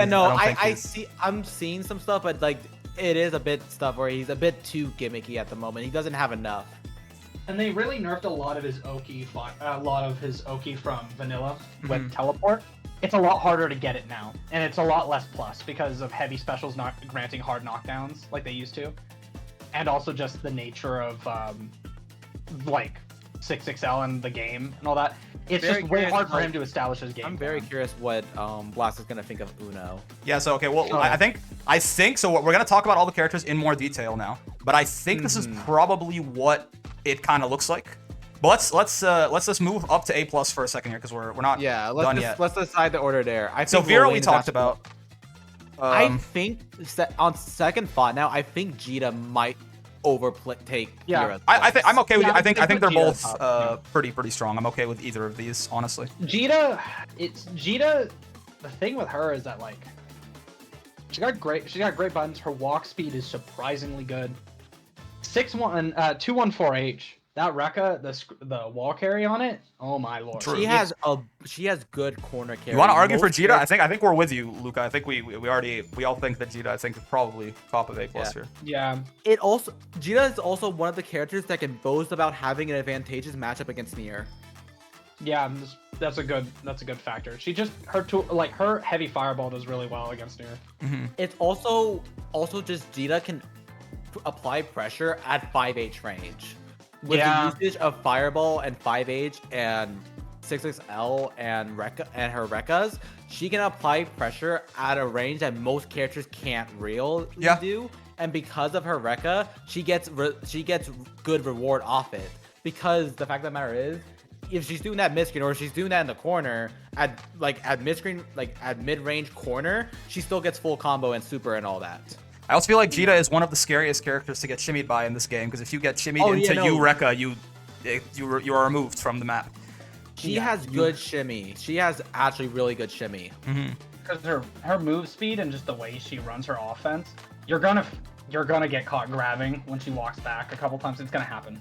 Yeah. And her getting hit by Rekka as a starter, you might as well uninstall the game for that one. You just died. You're done. Yeah, for. it's gone. So much damage. She also has some pretty good U specials in her U Rekka and her U Fireball. Yeah. U Fireball just puts a huge ass block hitbox in front of you really quickly, and it's also just good in chip scenarios.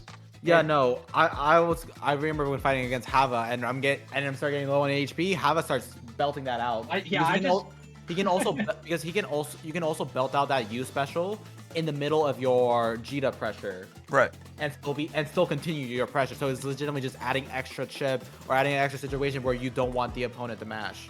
And also, if you get counter hit in the corner by that special, pretty sure she can pick it up into a combo. Yeah, no, she does. For a lot of damage too. Because once again, raw specials in this game don't have much scaling.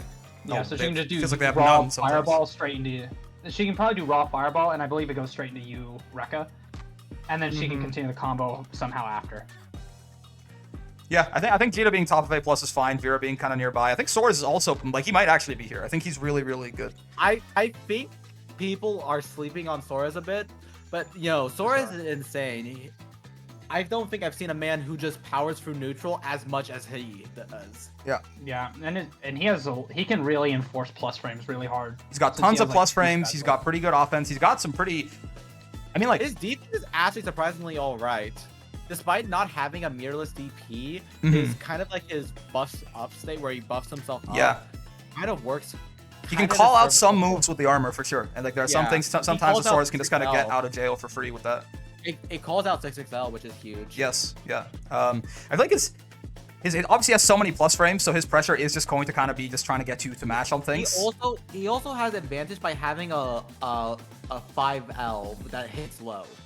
True. Or a 2L, you mean? His 5L's not a low, is it? No shot. I'm talking about 2L. Sure. No, it's his sweep kick. So yeah, no, it's the low. Yeah. I'm saying because there are a few 2Ls in this game that don't hit low. Like For this example, one. Nier doesn't have it. Ladiva doesn't have it, but Soriz does. Yeah, nice quick low in there. Which actually makes trying to shimmy or against them pretty difficult. Yeah. You just gotta catch your toes as you're walking back. And then there's always. Well, yeah, 2-3-6-U. Let's not even. Ult punch into the Raging Strike combo. You just lose half your health because you pressed a button. Yeah, no. Ult punch might be the best special in the game. It's pretty solid. I'm not sure about the best, but it's really solid. It's an argument for it. I guess. It really dunks. It is on zoners, Uno included. It's a really rough special. Yeah. That they have to change the whole game plan around that move at all times. Basically, the minute it's available. I feel like my biggest problems with Soriz, the reason that he's not higher up necessarily, is just, still doesn't have a meteorless reversal. That's a big deal. And I feel like his offense is good, but it's not. It's not really, really, really scary in my experience, because it is just a bunch of plus frames and trying to get you to mash on something, right? Which is, it's kind of what this guy does too, right? But I feel like it's I don't know, something about Soriz's offense just doesn't seem quite as threatening to me.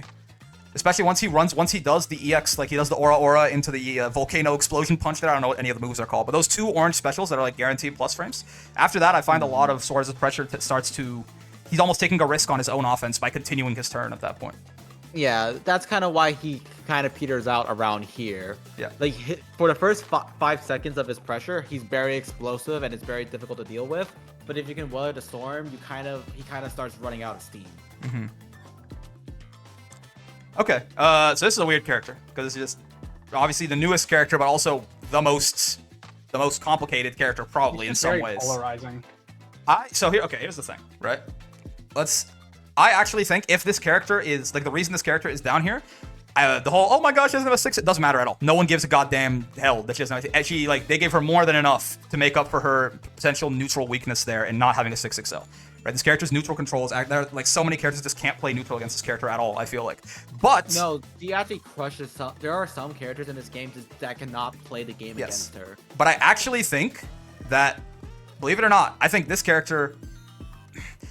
I was gonna say their defense is horrendous. They're like the little witch time parry that they have that can definitely like shut down some options in certain matchups. But 2B has the worst DP in the entire video game. It's not only 50%. No, It sucks you back in too. Her defense is actually horrendous. Yes. That's pretty horrible. Like if we talk about Soriz doesn't have a meterless DP, that's a big deal. 2B doesn't have a meterless DP, and it costs her 4 of her like most important resource on top of 50% of her meter. She doesn't have a 5-frame light. Yeah, she doesn't have a 5-frame light. Right. I will say the witch time stuff. Like if you got like the little it's for you, I think just 5U does the little counter there. I think that is for the most part. It doesn't actually do very much outside of certain options. Yes, certain options you can't use against her, but so her defense might honestly be like actually like bottom 5 or something like that. It's certainly down there. The problem, however, the thing is that her mid-range buttons are insane. She potentially is one of the arguments for fighting best in the mid-range, and also getting a lot of reward off it. They gave her a Dragon Ball FighterZ auto combo for some reason. Yeah, the auto fire combo. She has good high-low mix-up because of how she can stall herself in the air. Dude, the fucking umbrella, I will never block that. Ever. She also has good specials. She also has good unique specials. She has the laser, which helps in combos because it doesn't pick them up. It crumbles them. So that's another good combo extension. Mm-hmm. She has a very powerful, like, you have to hold this and block with the bubbles that she summons. Yes. I think you can do some nasty stuff with like... Yeah, both the gravity well and the bubbles. And she even has brave counter bait setups with those bubbles. And I'm pretty sure she can get a sort of a worse version, I guess, of what Belial can do. She can have like a guaranteed guard crush combo with the gravity well and the hammer. If you don't spot dodge that. It's a gimmicky one, but it is. It's hard to set up, but yeah. It exists. It's like 7 skill gauge or 8 skill gauge or something, but it exists. Yeah, you're really. Her having it is another nod to her. Yeah, just like potentially close out a round if you're sleeping at the wheel, if you're on low on HP. She also has a lot of anti-zoning tools. She has the run. She has the grapple. Dude, this character is so fast. That run is like it's a fucking teleport. I swear to God. I can speak from experience. Trying to keep her at a distance is really hard. It's why the matchup for Uno versus 2B, her double jump mixed with how fast she can get in, and then also the grapple and the laser. She's weirdly difficult to fight for zoners. Mm-hmm. Like you'll see quite often against Anre, Zooey, like Ferry. You'll often see 2B picked against them because it's an annoying matchup for them. Yeah, hard to anti-air. Yeah, exactly. That's the big thing, right? Normally, me and Blast did a tournament today, and we often saw the characters would switch to 2B to deal with the zoners. Yes, every time. Because the whole idea is like, I got 2B'd. Zoners are not supposed it's supposed to be difficult to jump in on zoners, right? A lot of them have some pretty strong options to keep you on the ground and force you to deal with their mix. Good luck anti-airing 2B, like ever. Right? She has got so many different. She's got air stall. She's got a double jump. She's got a smash neutral. Like she'll just beat your 2H straight up, probably with her jump H. Heavy is different, man. That move is huge. It's actually this character comes from every other fighting game except Granblue. She's got a Dragon Ball FighterZ auto combo. She's got a Super Smash Ultimate neutral air. But them DNF dual buttons. True, yeah, and yeah, just in general DNF dual buttons, I suppose, right? So I think she has like some very strong strengths and like some incredibly like horrendous weaknesses, which is kind of why she balances out. She just get run over. Yeah, she middles out into middle tier because of that. Lowain we talked about. Get run over so hard. Oh my god, yeah. Lowain we talked about a whole bunch, but I think roughly somewhere around here, I feel like from what you guys were describing, sounds right to me. Yeah. Now it's Mr. Granblue, although Piontoki also wanted us to talk about Narm a bit once more. We'll revisit Narm when we get down. Yeah. We'll see, because she's right now we have it at like top of A. We'll see if we get to A or A plus or whatever. She might, because she might be able to pull herself back into bottom of A+. Right.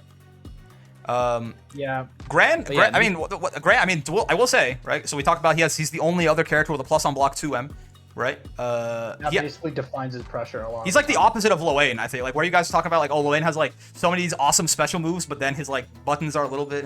I feel like Gran's normals, like Jump U is like that move is not fair. And I think Djeeta has it too, but yeah, but Jeeta's Jump U is a bit worse compared to Gran's Jump U. Yeah. Gran's Jump U, I'll tell you right now, for example, Gran Jump U is actually un-2Hable for Ladiva. And there are probably a lot of characters that are like I have to either meet him in the air and command grab him, or I just have to hold the jump in if he spaces it properly.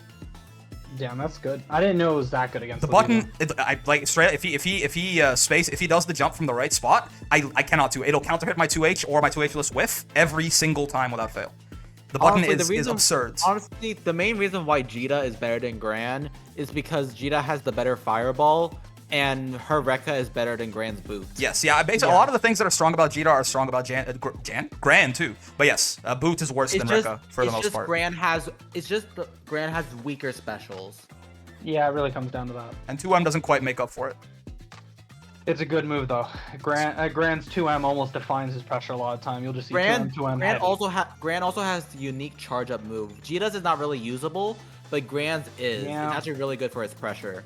So Djeeta's can be used as like the ultimate scuffed grab bait, but good luck actually getting it to work. Right, yeah. Gran's, however, is a really solid like whiff punish tool, mix up tool, And combo filler. Yeah. And if you somehow gets to the point where it's charged all the way, it becomes like unblockable, doesn't it?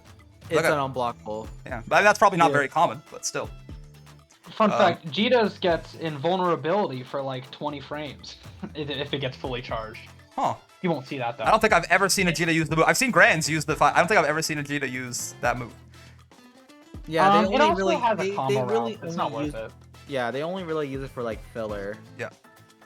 Okay. Yeah. Grmnir we talked about.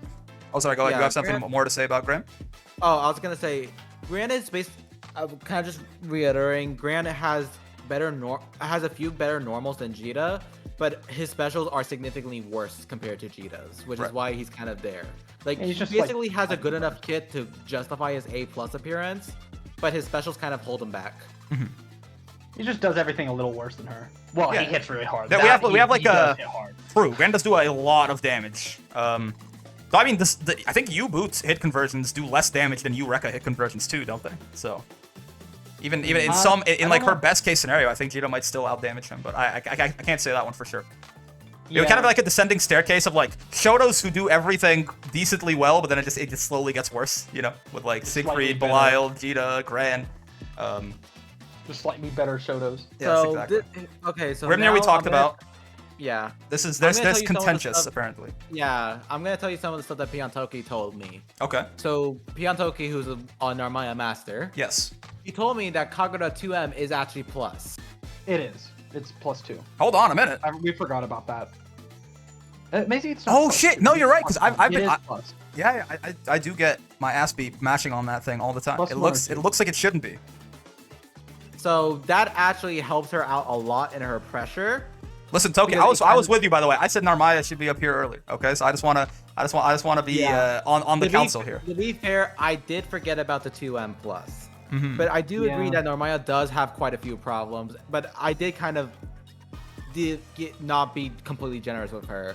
She has Mistfinder, which is good combo filler. It's a very good combo extension tool. Heavy A one's lot of plus on damage. block too, I think. The EX. If you do it like EX in a- flip is plus on block. No, and there EX are EX Mistfinder, isn't it? Or am I completely losing my EX mind? Mistfinder is plus. Yeah. Yes. U1 isn't, but that's for combo. Yeah, that's I'm where pretty he sure stands. medium is also plus.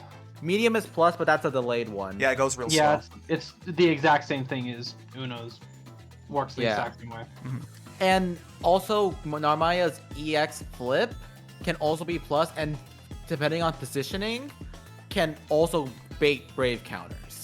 Yes, yeah, it's a nice throw bait too, and I feel like it's also a lot of throw baits will get hit by if you match like 2L, right? If or at least for characters that, for example, like Ladiva, at least she doesn't have a low hitting 2L, but at least that means her 2L does catch a lot of throw bait moves. I feel like that's not the case for Narmaya's. It's a little bit. It's one of those that goes a little bit higher up in the air. It's because a lot of Narmaya's throw baits work by her like kind of disappearing above. Yeah, yeah. The problem is that a good amount of her throw baits, as I said before, can kind of be mashed on. Well, you can't match on EX on the EX. Not EX. That's Yeah. the one exception. I think it's just because so many Narmayas have become so dependent on like the U flip that I kind of devalued her a little bit. But no, she has better stuff out of that. But she does have quite a few problems. Like some of her U moves, for example, are just being done because of knowledge, Right. like lack of knowledge. Yeah. Her defense is also kind of weird. Well, I mean, she has both a parry and an invincible reversal, right? That's what who are we talking about with Lowain? But the problem, yeah, it's just the thing is it's not on where you demand. yeah, it's not on demand like Lowain can. Yeah. He kind of has. Yeah, it's also, as Payan was talking, DPs and Kagura stance loses to low. So it's Yeah, like it's very times. oddly specific Wait, with what? Narmaya. Yeah, Yes. I think the ult version blocks both, but all the other ones don't. Even the EX loses to lows? Yes. I think ult covers lows, but the other versions don't. I don't The remember. heavy version doesn't, huh? That's Yeah. wow. The ult Yeah, D- mid. Yeah, but ult DB parry is probably not the best use of your meter.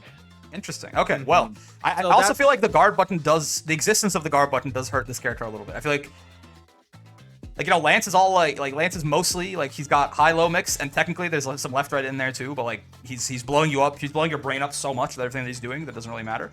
I feel like a lot of what this character does just kind of get hurt by the guard button.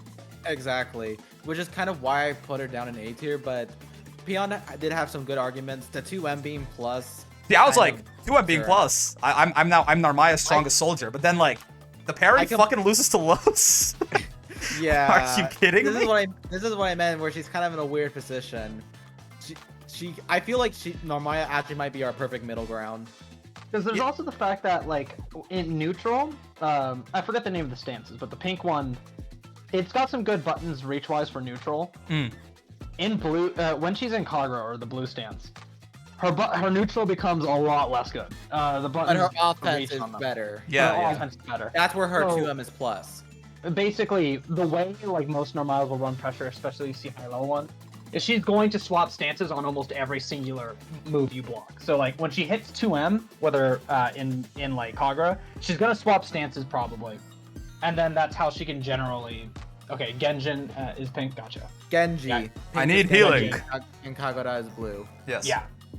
Well, basically, she's gonna be stance swapping constantly in neutral, but like if she gets caught in the wrong stance at the wrong time, she just doesn't have the tools she wants on demand. Yeah. Yeah, I think putting her bottom of A plus then. Yeah, I'd say A plus. Honestly, I'm the opposite. Now I'm like, no. no, she's top of it. And there's not like a huge gap by the way between here and here, but just like Yeah, I feel like I there's a think couple it's- too many flaws in there. Now the more that I've learned, that I'm like, She's pretty solid though. Like, she's just good. make an Narmaya tier. Yeah, exactly. Just put her in the Narmaya's middle there. good. it feels like she's kind of in the middle between the two. I'm gonna do this because it feels nicer in my brain having her at the top of A tier than honestly any of these other characters in my head. Like if I were to like organize the list in any other way. Yeah, because I'm trying to think who would I put at the top of A tier between those, and I'm having trouble. It's not Uno. It's not Uno. It's not Beelzebub. No, it's not Bubs at all. Lucillus is solid. So's Yuel. They're solid characters, and Charlotta is probably There's also on the higher end. Eustace. Oh yeah, right. Eustace is too low down here, I think. Eustace does have some. Yeah. I feel like he beats a lot of zoners when he zones them, and then he does have. I mean, I know maybe Ultimate Grenade is a little, it's a little weak to like Brave countering him or something like that, but he does have some pretty nasty just mix in the corner too if he's got 50 meter. In general, his Rekka I feel like is not the scariest thing in the world. Like I don't know if it's even a Rekka, but I think it is. Right? He dashes up and he can do a couple of different follow-ups, whether he does a little flashbang or he jumps back and shoots you. Yeah, it's a Rekka, I'm pretty Yeah. sure. So Charge characters do cheat in this game. I feel like he's pretty good. Like as far as if this is zoner tier, if A is zoner tier, I feel like he's one of the better zoners in the video game.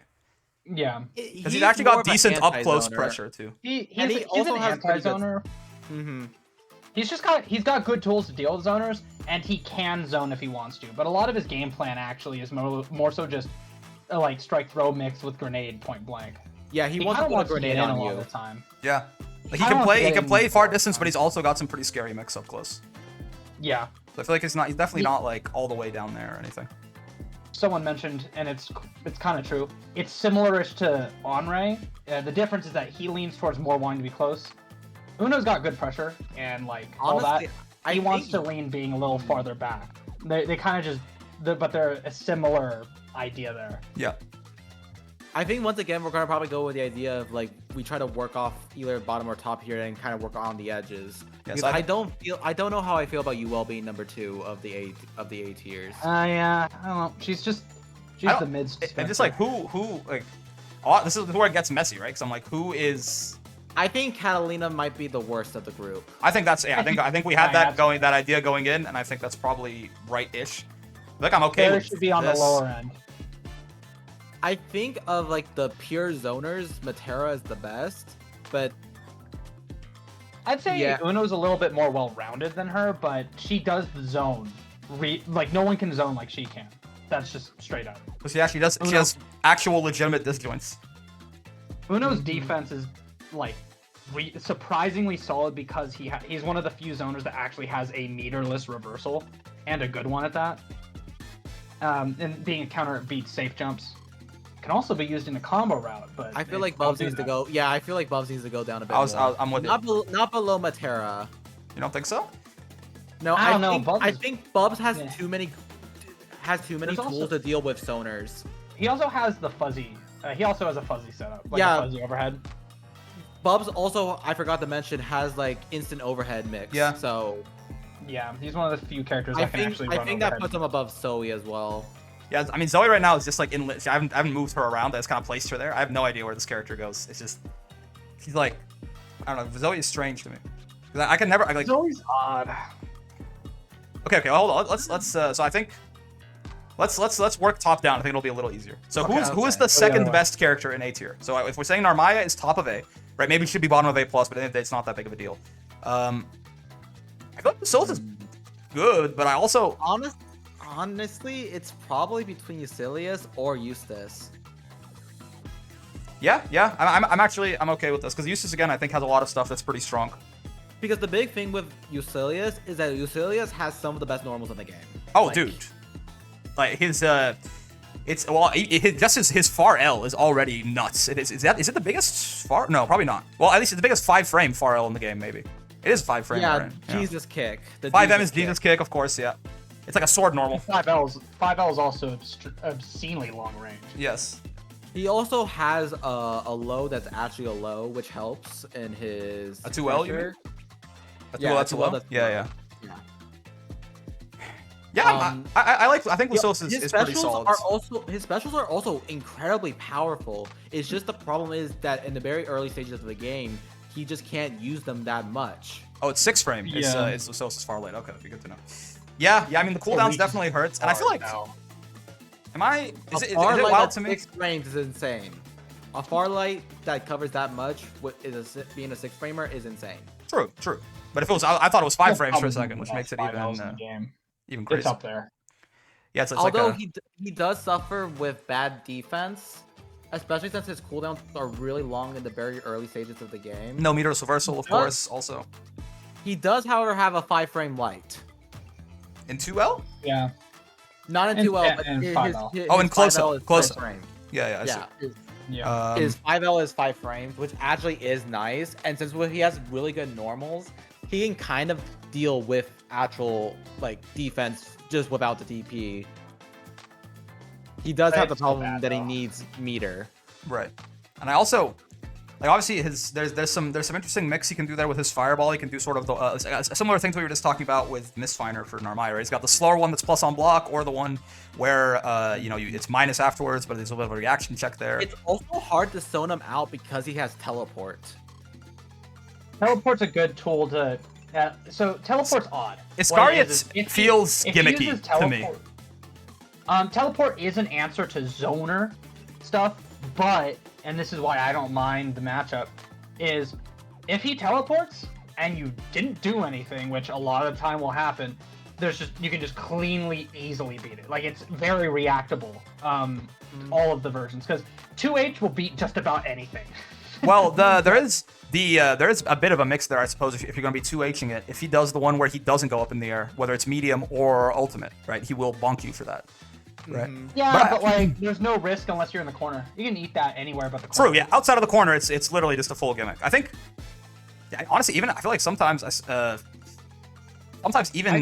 feels like jumping beats both of the options. But I don't know if that's just luck or. It does. It's just the timing. You need to practice it. Jumping beats just about all of the options. I think it's a big case that Lucillus just has good normals and good specials. It's just he's kind of a bit held back by the fact that it takes him a long time to get activated. When Lucillus gets to like that 5 sword stance and his cooldowns are like some of the fastest in the game, he becomes a big problem really fast. I guess that's something you could say. How you said the game is hostile to Avatar. The game is kind of hostile to Lucillus's fundamental mechanic, right? Because rounds do not last long enough for him to get anywhere near like a sword level or a blade level, is that what it's called? Where his cooldowns become like reasonable, right? Stance. Someone's talking about stance. Yeah. It was. Stance pressure is good, but you really have to condition your opponent to actually get into it in pressure scenarios. I also feel like stance pressure just lets him take more turns. I don't think I've ever once been hit by something that Lucillus did out of stance. It only he only ever just steals a turn with the plus on block sword there, right? Yeah, no. The purpose of stance is to get his blade level up. Yeah. So it's not really that scary. It can just help him maybe get like a nice little extra turn there in his pressure. Yeah, outside of the medium one, you only ever really see heavy as combo filler, because it gives some gauge. Yeah. Instead of using a special in that position, like you get some gauge without having to spend a cooldown. Yeah, I think him being number 2 is kind of all right. I think that's fair. Yeah. Eustace, I think I like this. Eustace we talked about already, but he's got a lot of really strong stuff. Eustace is also one of the other characters that can bait out brave counters and get combo off it. With the grenade, I suppose. Yes, with grenade setups. Yeah. He also has really good U specials, like U Fireball, and then like his EX Orbs. The balls. I feel like that's the ball. It's EX Orbs is kind of like, I don't even know what the round start option is supposed to be against that. If Eustace just does round start EX Orbs. You just have to hold it. Yeah, he kind of just wins the round start. Next to nothing beats it. So that's very, very strong. It's really weird. I know that like I've seen it lose in really weird spacing scenarios, but 99% of the time you really can't do anything to that move. You just have to tank it. I'm pretty which sure. Really sucks for chip scenarios. Oh yeah, I'm pretty sure there's literally 0 things that Ladiva can do against that move. There's like it actually just guaranteed. I have to block that.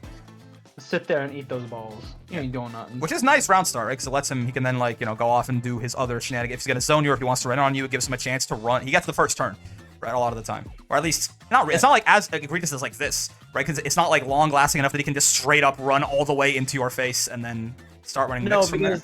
The reason why EX Orbs is impossible to deal with round start is because you're in that range where you can't do anything about it. Yeah. At farther ranges, it kind of loses its danger factor. Exactly. Yeah. Is it time? Is it time for the Uno? Blast, what do you think? You're the expert here. Is it time? So, I think I would say the main thing. I'd say probably over Yuel for sure. Charlotta, I'd have to think about. They're kind of similar. I don't think Charlotta is as great as people are talking about. No, I don't think she's great. I'd say the thing with Uno is that he's a very well-rounded character. He's just solid. His biggest issue and what really gets him is that his damage off of his ideal range, like when he's poking you with like 2 and 5M and his heavy and mid screen, he just doesn't hit that hard until he gets you to the corner. Or if he spends all his meter. Like the biggest thing, like the matchups that Anre always suffers in, like he struggles a little bit. It's like with Nier, even with Zooey, with like 2B, a lot of these characters will fight at the same range as him, but simply just do a lot more damage. Well, Zoe's a weird case because it's a bad matchup, but I would say Anre's more well-rounded than her outside of that matchup. But like a lot of characters at the mid-range can get like a lot more than he can. Mm-hmm. It's like Anila, but like I said earlier, but it's not as bad because one, he can actually open you up, and pushing someone to the corner is pretty easy because one, Anre just sends you flying full screen on a lot of his combo routes. Right. But also because of 623H, which pushes you really far and is very plus. He will continue to run pressure. He'll probably do a 6XL afterwards. He can just, from block, literally push you from mid-screen to the corner in like a few seconds. Like you just get shoved really fast. And that's where he becomes scary. Because his grab, his strike throw mix is weirdly amazing. Because of jump 214H. Because it's plus 3 on block. It's plus 3 on block. It combos if you link it. Mind you, I sometimes miss the link, so I used light. It's more consistent. But he can link into close medium from. So the damage is quite high. Like Yeah, significant. Oh, sorry. I was gonna say that he kind of has like a throw bait with that doesn't cost many resources. That's to a also full combo and leads to a full combo. Yeah, So that's I think that combo, tough. the plus and leads into a full. That's pretty rare. I feel like. And it's a heavy, not an ult. Like for instance, Zooey does a similar thing for a little bit more damage to blow her all of her meter. Yeah, with the lightning. Anre just uses a cooldown.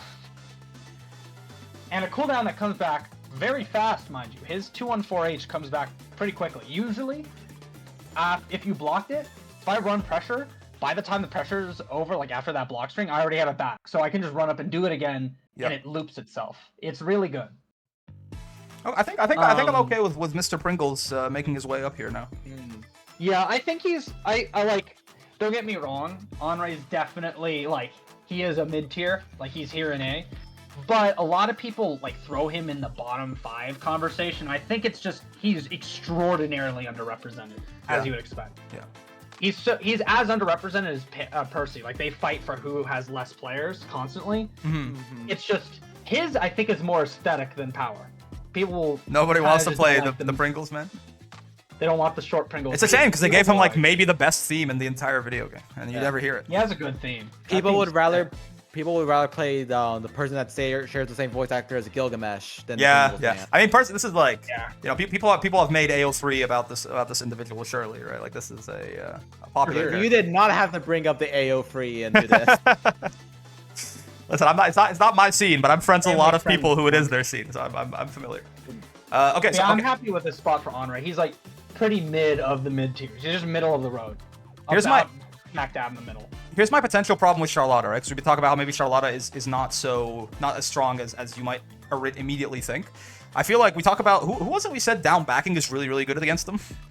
I can't remember who we said about that earlier in the tier list, but I know it's good against Yuel because her throw bait is, but then again, it's okay. Didn't you say that against Soriz as well? That down backing was good. Yeah. But I feel like Charlotta is like the ultimate example of this. Charlotta, you legitimately hold down back, and they don't have much that they can do about. Take the overhead. It has so little reward. Yeah. Oh yeah. Like this 2H. Whenever she goes in the air, you can 2H her. And if sometimes that the demon flip overhead will still be 2H depending on the timing and things like that. But again, she gets literally nothing off of it, right? Like she gets like let her hit you with it. 900 damage, and then you're back in the corner, right? So I feel like her offense is actually surprisingly not that great. Basically, she's supposed to have this idea that she's constantly bullying you and constantly like mixing you up. But the fact of the matter is that her mix-up, while the reward is pretty high with like command grab air and stuff. Her damage is pretty high in general, I think. Her damage is her damage is really high. But the problem is that she kind of doesn't really have a mix. Yeah. Because like almost all of her options lose to down back. Yeah, and anything that beats down back, the reward is so little that you're fine taking that. Right. And I mean, so she does do bonkers damage from command grab, as somebody just pointed out. But again, it's the only reason you could ever be getting hit by command grab is because you're me and you're an idiot and you just stand into it because it's like, if you can just get over that one little mental barrier there of like, if you haven't played enough against Akuma enough, where like you see opponents in air, so you're like, must stand block. As soon as you start like breaking that cycle and you just crouch whenever Charlotta is doing anything, I feel like it gets really, really difficult for her to actually. Charlotta also has a reversal that isn't meterless, but honestly, she might have some of the worst. It's the slow. It's slow, right? It's like a couple frames slower than a lot of them. I think it's also very easy to miss space or like stuff that a regular DP would have punished would just completely whiff on Charlotta. Yeah.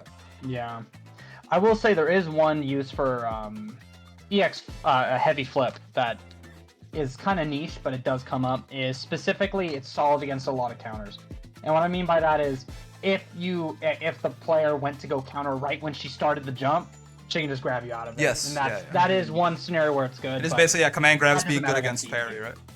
Yeah, that's more so just counters just losing to grabs. But it is a scenario where it will come up. Like Charlotta versus Anre, a lot of time you have to be careful throwing that out because if they bait it, like if they hit a button, you go to counter the next button and they start the flip, right? You're about to eat like 60%. And I think that's the big thing with Charlotta is like, yes, technically, like there's so many, like you just don't get hit forehead, but like this character will just kill you in 2 hits, basically off most of the time, right? Like if you do make mistakes, Charlotta really makes you pay for them in a way that I think a lot of these characters down here don't as much. So I think that's still why she can maybe, not be necessarily at the bottom of this tier. She can also be a little annoying to anti-air with her jump arc. True. She falls like a stone. Yeah.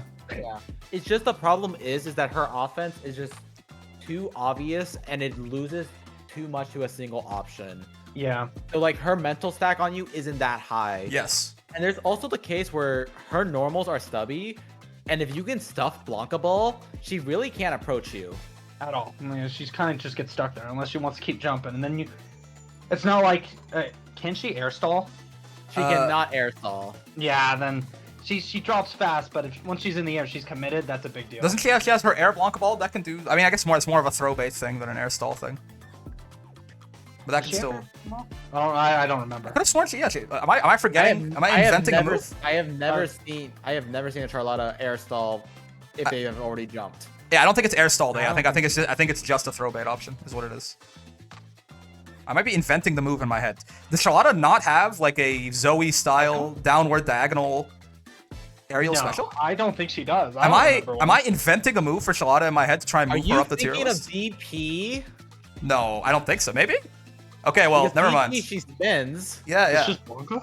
She's just Blanca, guys? Blanca's like up here. Yeah, okay. Fair enough. Well, never mind. But yeah, regardless, I think she does sit here roughly. What do we think about Yuel? Yuel behind or above Charlotta? I feel like I have a harder time defending against Yuel than I do against Charlotta. I feel like that's the case where Yuel actually has some pretty good offense. It's just the problem is that a lot of her matchups right now, at least against a lot of the top tiers, are brutal. Like for example, Nier destroys Yuel. Yeah, I don't know.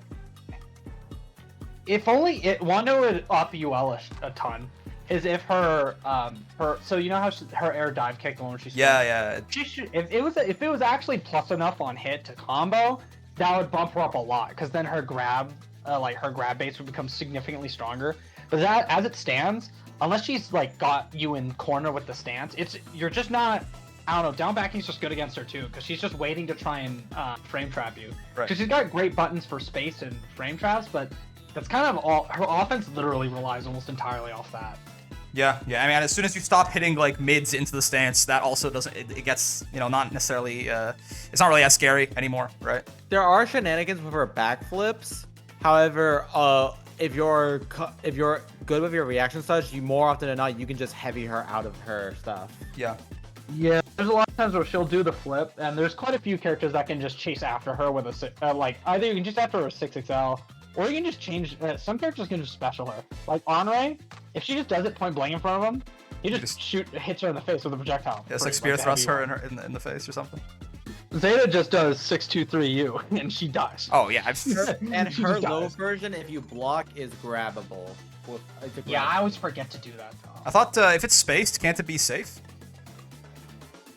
I thought so. If it's a spacing thing, that's still very. Apparently, if it's spaced, it's +1 at best. But that's obviously is going to be a huge range there. Yeah, right? it seems like it'd be hard to space it just because of the nature of the move though, because she just flings back. And yeah, if it's in the corner, if doing it in the corner where they're point blank from you, and then she just flips back and does it, then yeah, it's not going to be. And also, most UOs are using those moves to get out of pressure immediately, so they're not as concerned about the spacing. Yes, because it's got the invincible startup. The one thing that she does have going is that having 2 invincible wake-up options that are meterless makes her annoying sometimes. I mean, big damage too. When the character does hit you, it usually hurts quite a lot. She can hit hard. Good neutral, decent neutral at the very least, right? Solid defense. Her offense is a little gimmicky, right? But yeah, I think yeah, she's just kind of solid, right? And I think she's a little bit less flawed than Charlotta. So Yeah. All right, now it's Zooey time. I don't know, man. Can we just put her here and move on to Metera? I don't know. What do I have no idea what I should... Like, I when I fight this character, I get the general sense that she's not that good. But for some reason, I can't for the life of me put it into words. It's because one of the things is that Zooey kind of has flexibility, but is like flexibility of all right. Like she can zone and her zoning can be pretty good, but it's mostly like all right. Oh, is she like our bottom tier Shoto? She does everything kind of eh? But the thing is though, is that she's a puppet style character like Nier with her dragons, and she actually requires negative edge. So there's quite a for those who don't know, negative edge is basically when you let go of a button, your puppet does something. Yeah. Yeah, it's like actions that are committed on instead of just release, pressing the button. It's on release. And Zooey does actually have some pretty dangerous pressure. Like if she sandwiches you between you and herself and the dragon, that sucks. It's really difficult for certain characters to deal with. Mm-hmm. She also has a very powerful throw bait where with the lightning. The lightning. If she lands it, she can get a full combo that does a lot of damage. Well, here's my problem with Zoe's throw bait though. Plus.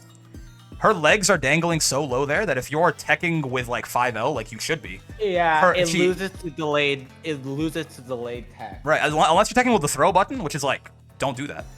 Her throw bait like doesn't work. Like that's one of the things that I at least can put into words. The character's throw bait is not good. Her 6H is also kind of mediocre as well. Unless you're Anre apparently, and then it kills you. It's supposed to be like this immovable, like invincible move that punishes like options. But the thing is, it loses to every low, and it's negative that most characters can get like a full punish off of. Mm-hmm. I think I guess she is pretty good at. It's like she has a very baby Zeta effect, where if she has 50 meter, you kind of just have to walk at her. You can't really jump, because if you jump, it's laser into you, dragon into like half your health, right? So that's something. Dragon is, and the thing is, Dragon is an all-right neutral tool. Like, I know people are probably gonna be like, what? Dragon's insane. The thing is, Dragon really can only punish, like, if you're trying to sonar at full range, or if you're caught jumping. But since how Dragon Flash works, you can more often than not spot dodge react to it, and it's not invincible on startup. So if you're too close, you can just whack Zooey out of it. Yeah, and I think it's also rollable, right? Which is something that I was not. It looks like it hits the entire screen, but apparently it doesn't hit from the knees down. So you can roll that shit just fine if you need to. I mean, yeah, no, Dragon is just a reaction check. And the thing is, Zooey does have some nice mix-ups with like the lightning and such, but it requires a lot of setup, and it just isn't as potent as other characters. Yeah, it's like a worse version of like any of the like people who can combo off of like they have a delayed hitbox, lets them combo off of a throw or an overhead or something like that. Yeah. Of all of those options, it feels like it's probably the thing is that Zooey was a character that lost a lot of her stuff in the open beta. Supposedly, when the beta was Zooey was like potentially argument for one of the best characters in the game. But when actual Granblue came out, she kind of didn't get any of the stuff that she had in the beta, while other characters did. To everyone else. Like she had unblockable like Siegfried and Belial, but while those two kept it, Zooey lost hers. Interesting. She does have a side swap combo. It's kind of cool. It's kind of, it happens every now and then when she can, when she hits you in the corner, or if she's in the corner and she hits you, she can put you in the corner at the end of the combo. So that's kind of, that's something. Right? It just feels like a lot of her stuff is just, like, numbers too low, I suppose, right? A lot of the stuff just feels undertuned. She just needs buffs. Like, her game plan, she kind of needs some help. Like, she has a game plan, but her game plan just isn't strong enough at the moment. Yeah. Or like, she doesn't have her tools aren't good enough to like fulfill the plan all the time. Yeah. Okay, we're almost done, boys. Only three more. 3 characters left. Well, actually, yeah, we haven't really talked about Katalina, so yes, I guess 3. Yeah. So Metera, do we like Metera this far down? By the way. Yeah. She's fine there. I think so too. But when it comes to the pure zoning playstyle, she probably does it fundamentally the best. But zoning sucks in this game, so... yeah. Horrible DP, right? Horrible defense. She has less health, too. She has 15k, right? She dies so fast. She explodes when you touch her. Her zoning's obviously really strong, but... It's basically that thing where the zoner has to keep you locked down the whole time.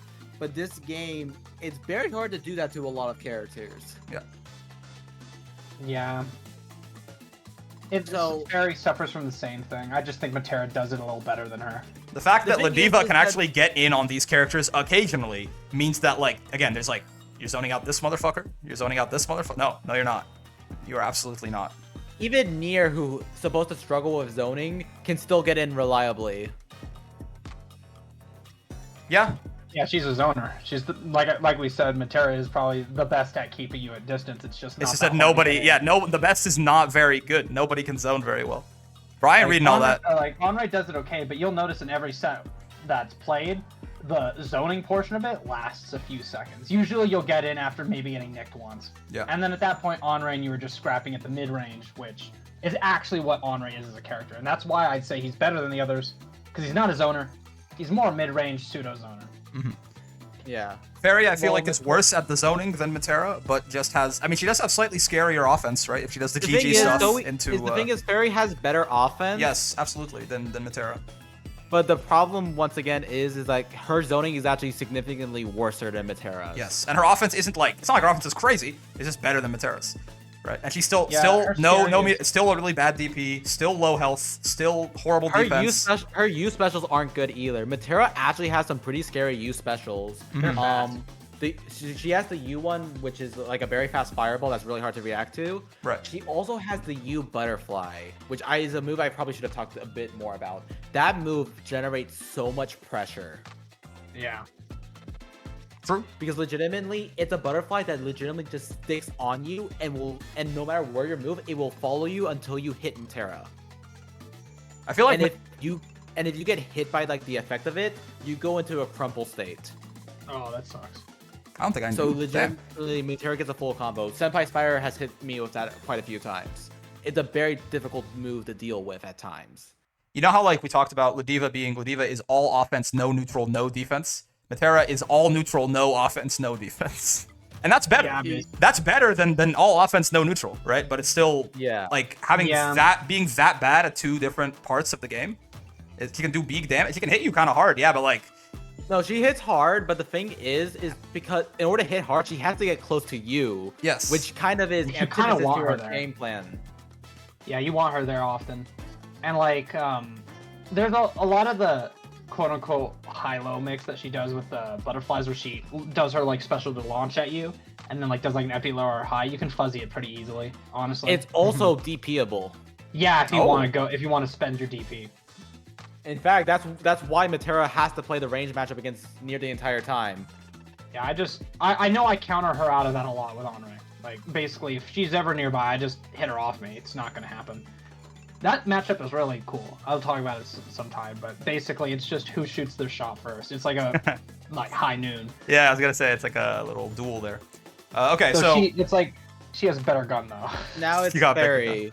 yeah, so Ferry we just kind of talk. Ferry is just it's Metera with better offense but worse zoning, and when you're still primarily Ferry wants to be a full zoning playstyle kind of character.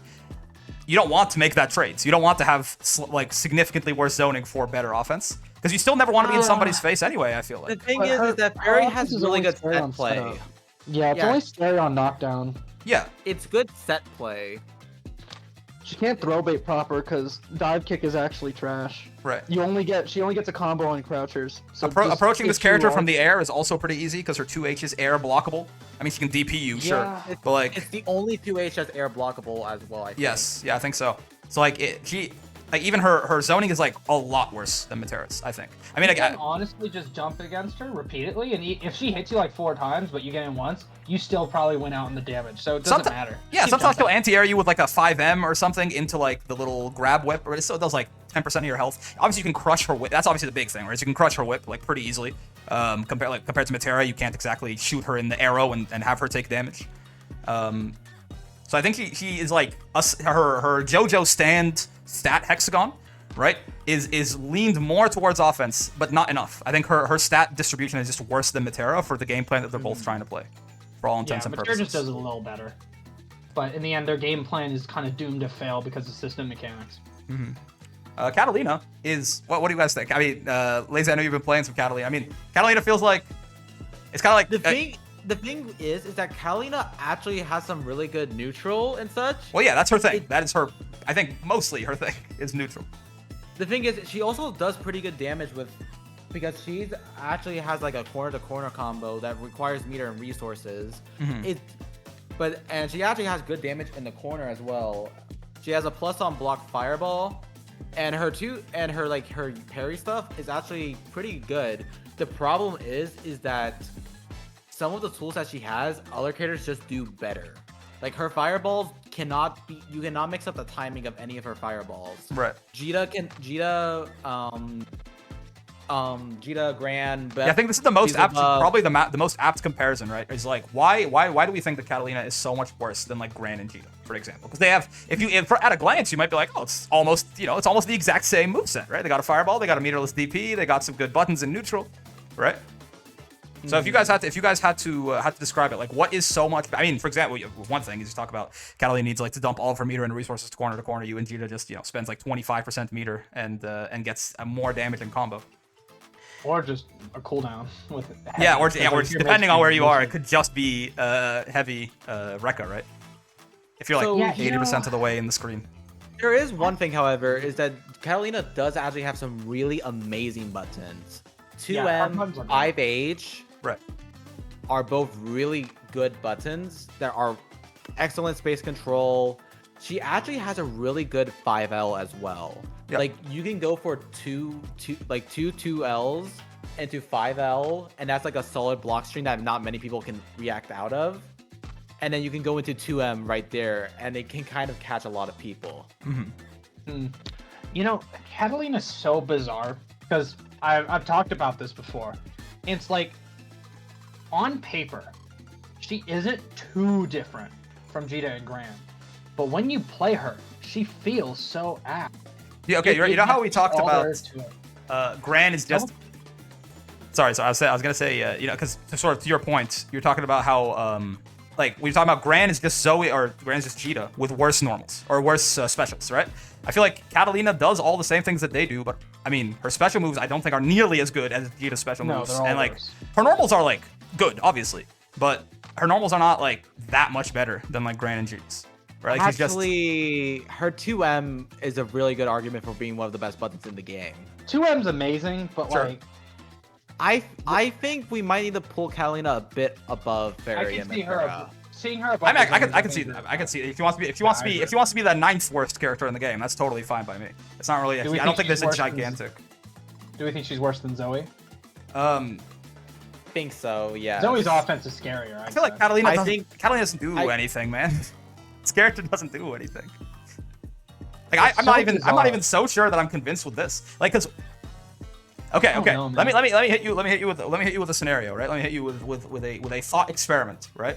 Katalina has done the thing. She's the neutral based character. She has won the neutral. You are blocking Katalina in the corner. What next? The only way to get opened is shimmy. She's a neutral. She's a very strong neutral character who has no win condition. Because you can't just kill someone by winning neutral 13 times. It's not how this game works. It's not Street Fighter, right? So like she wins the neutral, and then nothing. You kind of are basically just forcing. You want to get your opponent into a situation where they kind of want to mash on you.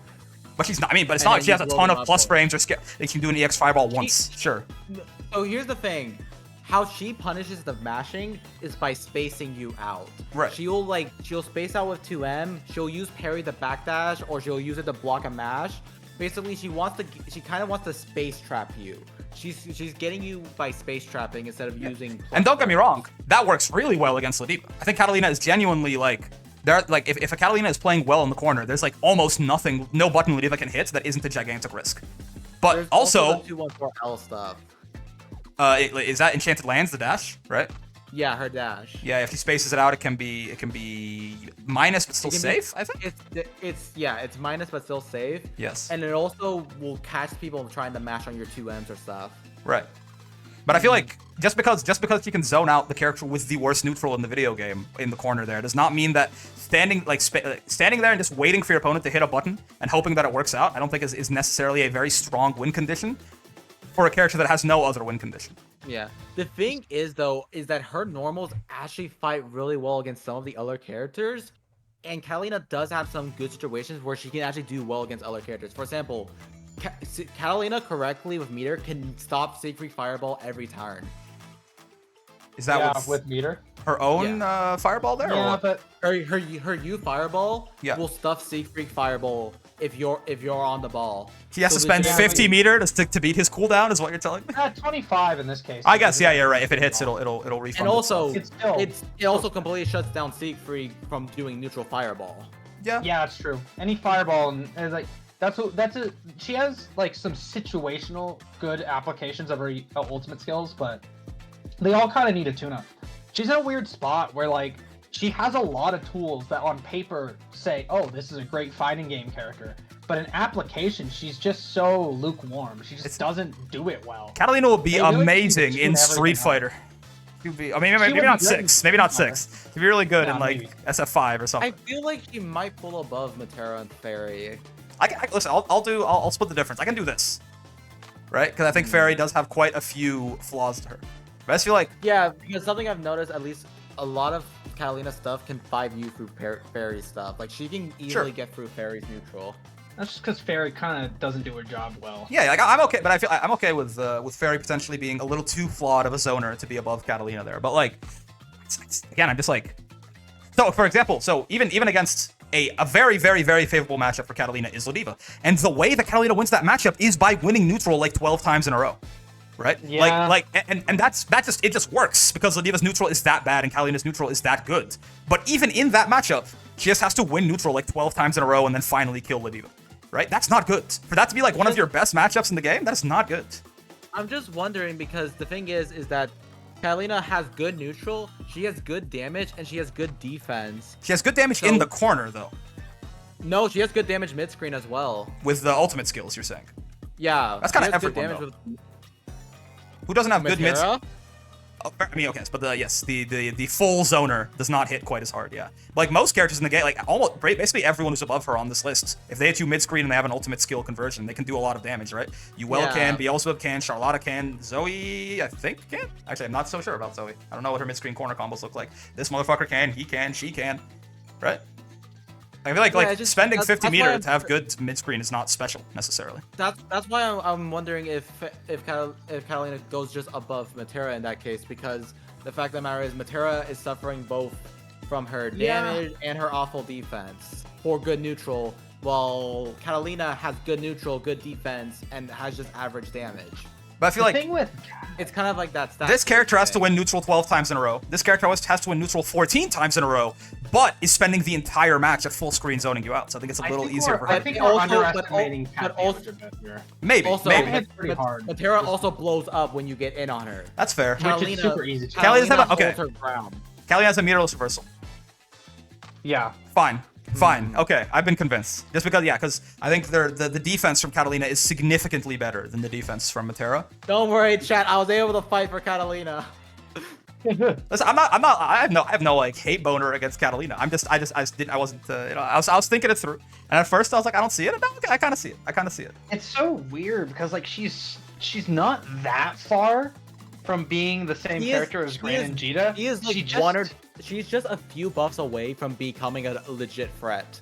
Yeah, if you tune up some of her old skills and then like maybe first of all, her old unique skills skill are sucks. Yeah, no, her old skills are really bad, unfortunately. And that's like the biggest change system mechanically next Yes. to like 6XL and Brave Counter. Old skills run the game to a degree. Like almost every character that's good has a good U skill. Yes. Some are Several, exceptions. but normally. all of them. Some Like, characters will have multiple good use skills. Yes. For example, Siegfried has almost every single one of his use as skills as good. Yeah. Nier has every one of her use skills as good. Right. Zeta may have the best array of U skills in the game. She has the best use skill arsenal. Yeah, probably overall. And then like Belial's U skills are all right. The guard break's good. It forces Brave Counter, but like he makes up for it just being amazing at everything else. Exactly. Okay, so this Yeah, is. it's Are you guys comfortable with this? This I this think is this this is looks basically easy. ordered too, right? So yeah, Nier, Siegfried, and S plus by themselves there. Bottom 5 looking like that. S, A plus, A. I think I like this. I think I'm quite happy with this as like a final look at how the game looks before the patch. Maybe the patch will be like really minor and nothing will change, but I hope not. maybe. No, Uno I do will hope be I given do an hope for some SPD. changes because I do feel like a lot of the community is going to be in uproar if some stuff don't change. We've heard your feedback, and we have buffed Nier. People got some real, like, people got some Omega hater energy for Nier. Like, this is one of the more hated characters I've seen in a while. It's kind of like, Despite it's the getting fact to that I have feel, chaos here. despite the fact that I feel like she's not as impressive as those other hated characters. No, she isn't. But we've gotten to the modern era, like in modern fighting games, patch culture is just norm. Yeah. People want patches. The It's characters just that are simple. more balanced and more hated. Like the gap between the top Yeah. tier and the low tier is not as big as it used to be, and yet people are still more upset about it. Yeah, it felt like it was like a disproportionate scale. Yeah. Yeah, but it happens in every game.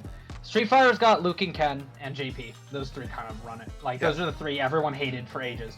Then you move over to Strive, it's been Happy Chaos for a long time. And then also Nago. Yeah. And then, you know, a lot of these characters, people just hate them. Yeah, they're good, but like people hate them to the degree where it blinds them to learning any counterplay at all. Dude, And they people just- hate to the degree that they will like go after this. That's why I made that one video, right? People hate to the degree that they'll go Yeah. after like the people that play them, right? They're like, Yeah. you play Nier, I hope your mom dies in a car crash, and I'm like, oh Jesus, right? Like, okay. Or it's also that thing where they just don't consider you a good player. Yeah, because it's you the play high them. tier option select. People hit you with it. If you lose, like how'd you lose with Nier? If you won, you're like, ah, you're carried. It's yeah. Legitimately, like I can tell you how many times I've like done a set and then it'll be like GG Nier or like Psy Yeah, Nier or like because- March 24th. That was one I was getting hit a lot with. March 24th. Okay, I'm sorry. That's funny. That's funny. It is funny, but it is annoying when you No, hear of it 10 course, times of in a course, row. of course, yeah.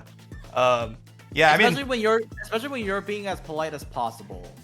I feel like I- sorry, no, finish like, your I- thought. Finish your thought. Yeah, no, like I try to be polite and friendly with stuff, and I just get hit with that in return. I also do want to point out, this is like I mentioned this earlier on, and I want to reiterate this again. This tier list is like if you are not regularly going to tournaments, and I know that most of you motherfuckers hitting the scrub quotes up on Twitter are not that kind of person. This is not the tier list. Okay, like again, like I was talking about this earlier. If you're like 80% of the population of the video game is S+ or below, Ladiva is like here. I swear to fucking God, Ladiva is like actually one of the best characters in the entire. Because nobody plays neutral. Everyone's defense sucks, and her offense is like top 5 or something like that, right? So like, Yeah. and also 5U is a guaranteed. It's a throw that leads into full strike damage. So like the thing you were talking about earlier, where the strike throw is like weighted towards strike, isn't even a thing in low rank. Everyone just gets hit by Yeah. 5U, and it does the same damage, right? So The if only you are time I ever not get hit by that move is if I'm taking a nap and I just Right, forget again. to actually play the game. once people get really good at the game, right? Stuff like that doesn't happen anymore. But like again, if you are not, I'm not even there. Like the tier list doesn't quite look like this for me yet either.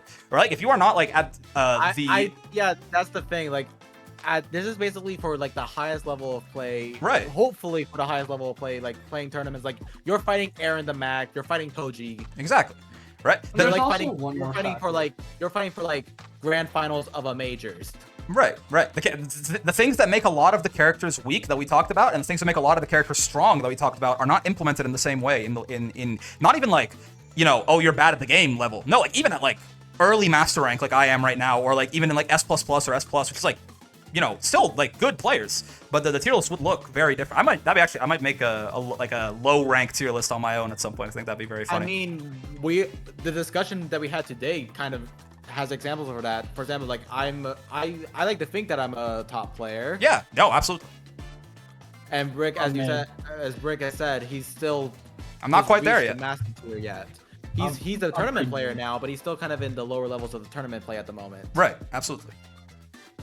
I'm mid. I can take games off top players, but I haven't won a set.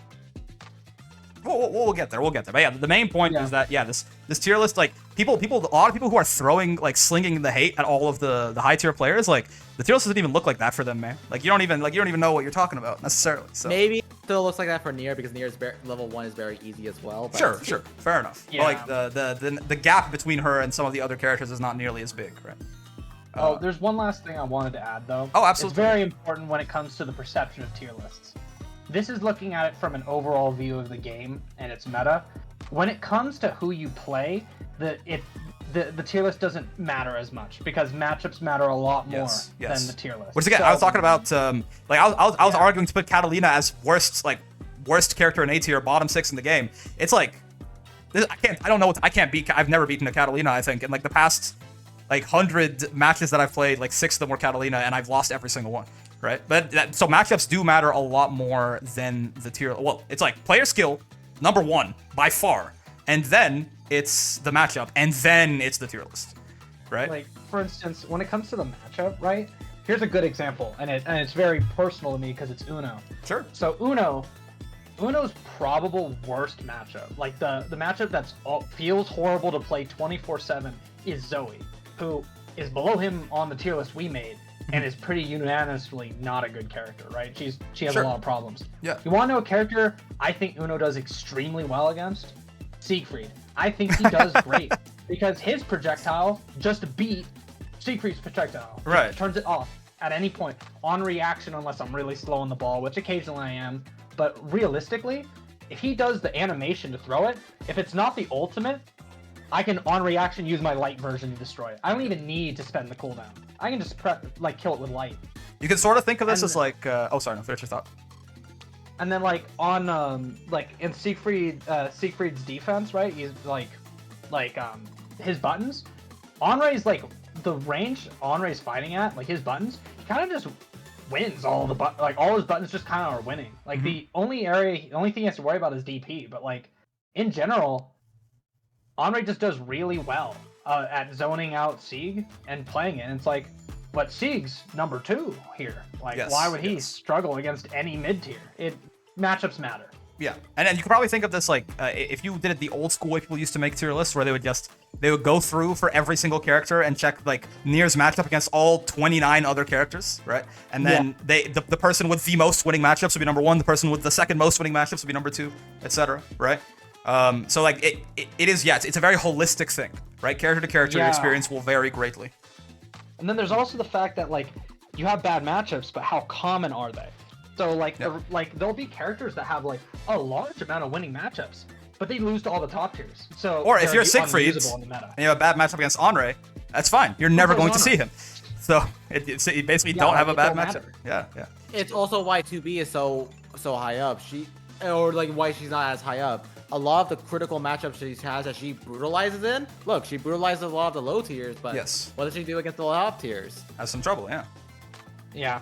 All right. Well, yeah, that's a tier list right there. If you fellas are feeling all right about this, then I'll go off and record my outro there. But any final thoughts? I quite like it. Make sure to send me a file of it because I think I'll also post it on my Twitter and stuff, so that way we can have multiple people post it on the same time. I'll download it right after this. I disagree with it. I already know there's going to be a lot of Abel argument. I already know that. Maybe. I mean, he's cool. The character's really cool, right? So that's maybe, but I think I'm pretty confident in this. Yeah, I agree with it overall. Yeah. I still think you could probably push Narmaya to the bottom of A+, but otherwise I'd say that's not a huge difference, right? Like this versus this, it's not like, oh my god, Narmaya goes from unplayable to, oh my god, she's winning top 8. It's basically the same thing. Yeah, it's more so just a cosmetic change than anything. The ordering is still the same. Yeah. Okay, awesome. Well, thank you for your assistance today, fellas. Lazy Ruin, Blast Timber. It makes sense, like the voice. I always say Blast Timber because I didn't realize. Yeah, it's RE, not ER. Yeah, it's the timbre of like a voice. Gotcha. Yeah. Say goodbye, and then I will head out and do this here outro thing. Alrighty. Goodbye, everyone. Thank you for watching this. Yes, thanks for your help, folks. All right, folks, and that is going to be a tier list. Sure was a long one, but again, I hope you guys enjoyed. I mean, I think it was good to get some other opinions in here, right? To get Blast in here, to get Lazy Ruin in here, right? Obviously, both strong players and also just different perspectives on things than I do, right? I only, of course, I am familiar with most of the characters, just having played against them a whole lot, right? But for the most part, my viewpoint is very Ladiva centric, right? So it's good to have people with some, maybe they knew a little bit more of the nuances of some of the other characters and things like that. And I hope you guys had fun listening to us, yap for about, just a little under 2.5 hours here, it looks like. But yes. If you made it this far in the video, for all like 2 of you who are still here, I got 4 things for you as always. Number 1, join the Discord. This was sort of streamed live on the Discord server there. I don't stream like on YouTube or Twitch or anything necessarily yet. It's in the cards for the future. But for right now, if you want to catch these things as they're happening, it's usually these sorts of side content videos will usually be on the Discord server in some way, shape, or form. So I implore you to join. Links in description. It's full of a lot of nice people. You can hang out, talk about fighting games. Obviously, we talk about Relink. You can talk about gacha games, YouTube, art, music. It's just at this point, it's kind of just become a community for everyone to hang out, have a good time, make some friends. So I implore you to join, but I also implore you to keep it the nice place that it currently is, please. I mean, I basically have to do essentially no moderation or anything like that so far, but I won't hesitate to drop the ban hammer on somebody's ass if I have to. So just keep that in mind. Don't be the first person I ever ban, Of course, number 2, if you liked the video, and I sure hope you did, get down there and like the damn video, man. You're 2 hours and 20 minutes in. I know you liked it. That one, like you, right there, like the one guy who's still watching this video. If you watch this long, you like the video, just get down there and like it, man. It's free, don't cost you enough. Really helps out the channel, and I appreciate it a lot, of course. While you're there, for number 3, that subscribe button, that bell button, they're all the way over there to keep you up to date with all this content coming out every day. I mean, with tier lists and tournament VODs and things like this occasionally happening, we got, on average, stuff like 2.5 hours of content a day coming out. Obviously, the fighting game time slot here at noon PM, and then 7 PM is Relink. So unless you have that much free time in your day to dedicate to me, I implore you to hit those 2 buttons right there so you can possibly stay up to date with what's happening and maybe go watch them later when you get a moment. And of course, number 4, most importantly, more important than whatever buttons you smash, whatever YouTube-friendly interactions you hit me with, I appreciate those, but I hope you had a great time hanging out today, as always. I sure did, right? It's good. Again, nice little change of pace here to sit here and talk with some fellow Master Rank players and, tournament players and see how we feel about the video game. I feel like we're like, we were for the most part in agreement, and I think like most people should probably agree with this tier list. Granblue's been out for a while now, right? Like, obviously no one is ever going to fully agree with 100% everything on a tier list, but I feel like Granblue's been out for long enough. People have like a decent idea of what's going on here, so we'll see. Hopefully the patch shakes things up quite a bit. Not necessarily just because I want to see the top tiers get nerfed or anything like that, but I think it's always good to breathe some new life into a game. Buff up the low tiers, balance out the top tiers a little bit, so people can get into an experimentation phase again. It almost helps you recapture the magic of when a game is new. So it'll be very interesting to see what they do with the patch. Again, it might be out by the time you guys are watching this, so we might know. But in any case, having a lot of fun with Granblue is going to be a lot more content of all shapes and sizes coming your way. But until then, I will see you in the next one. Peace.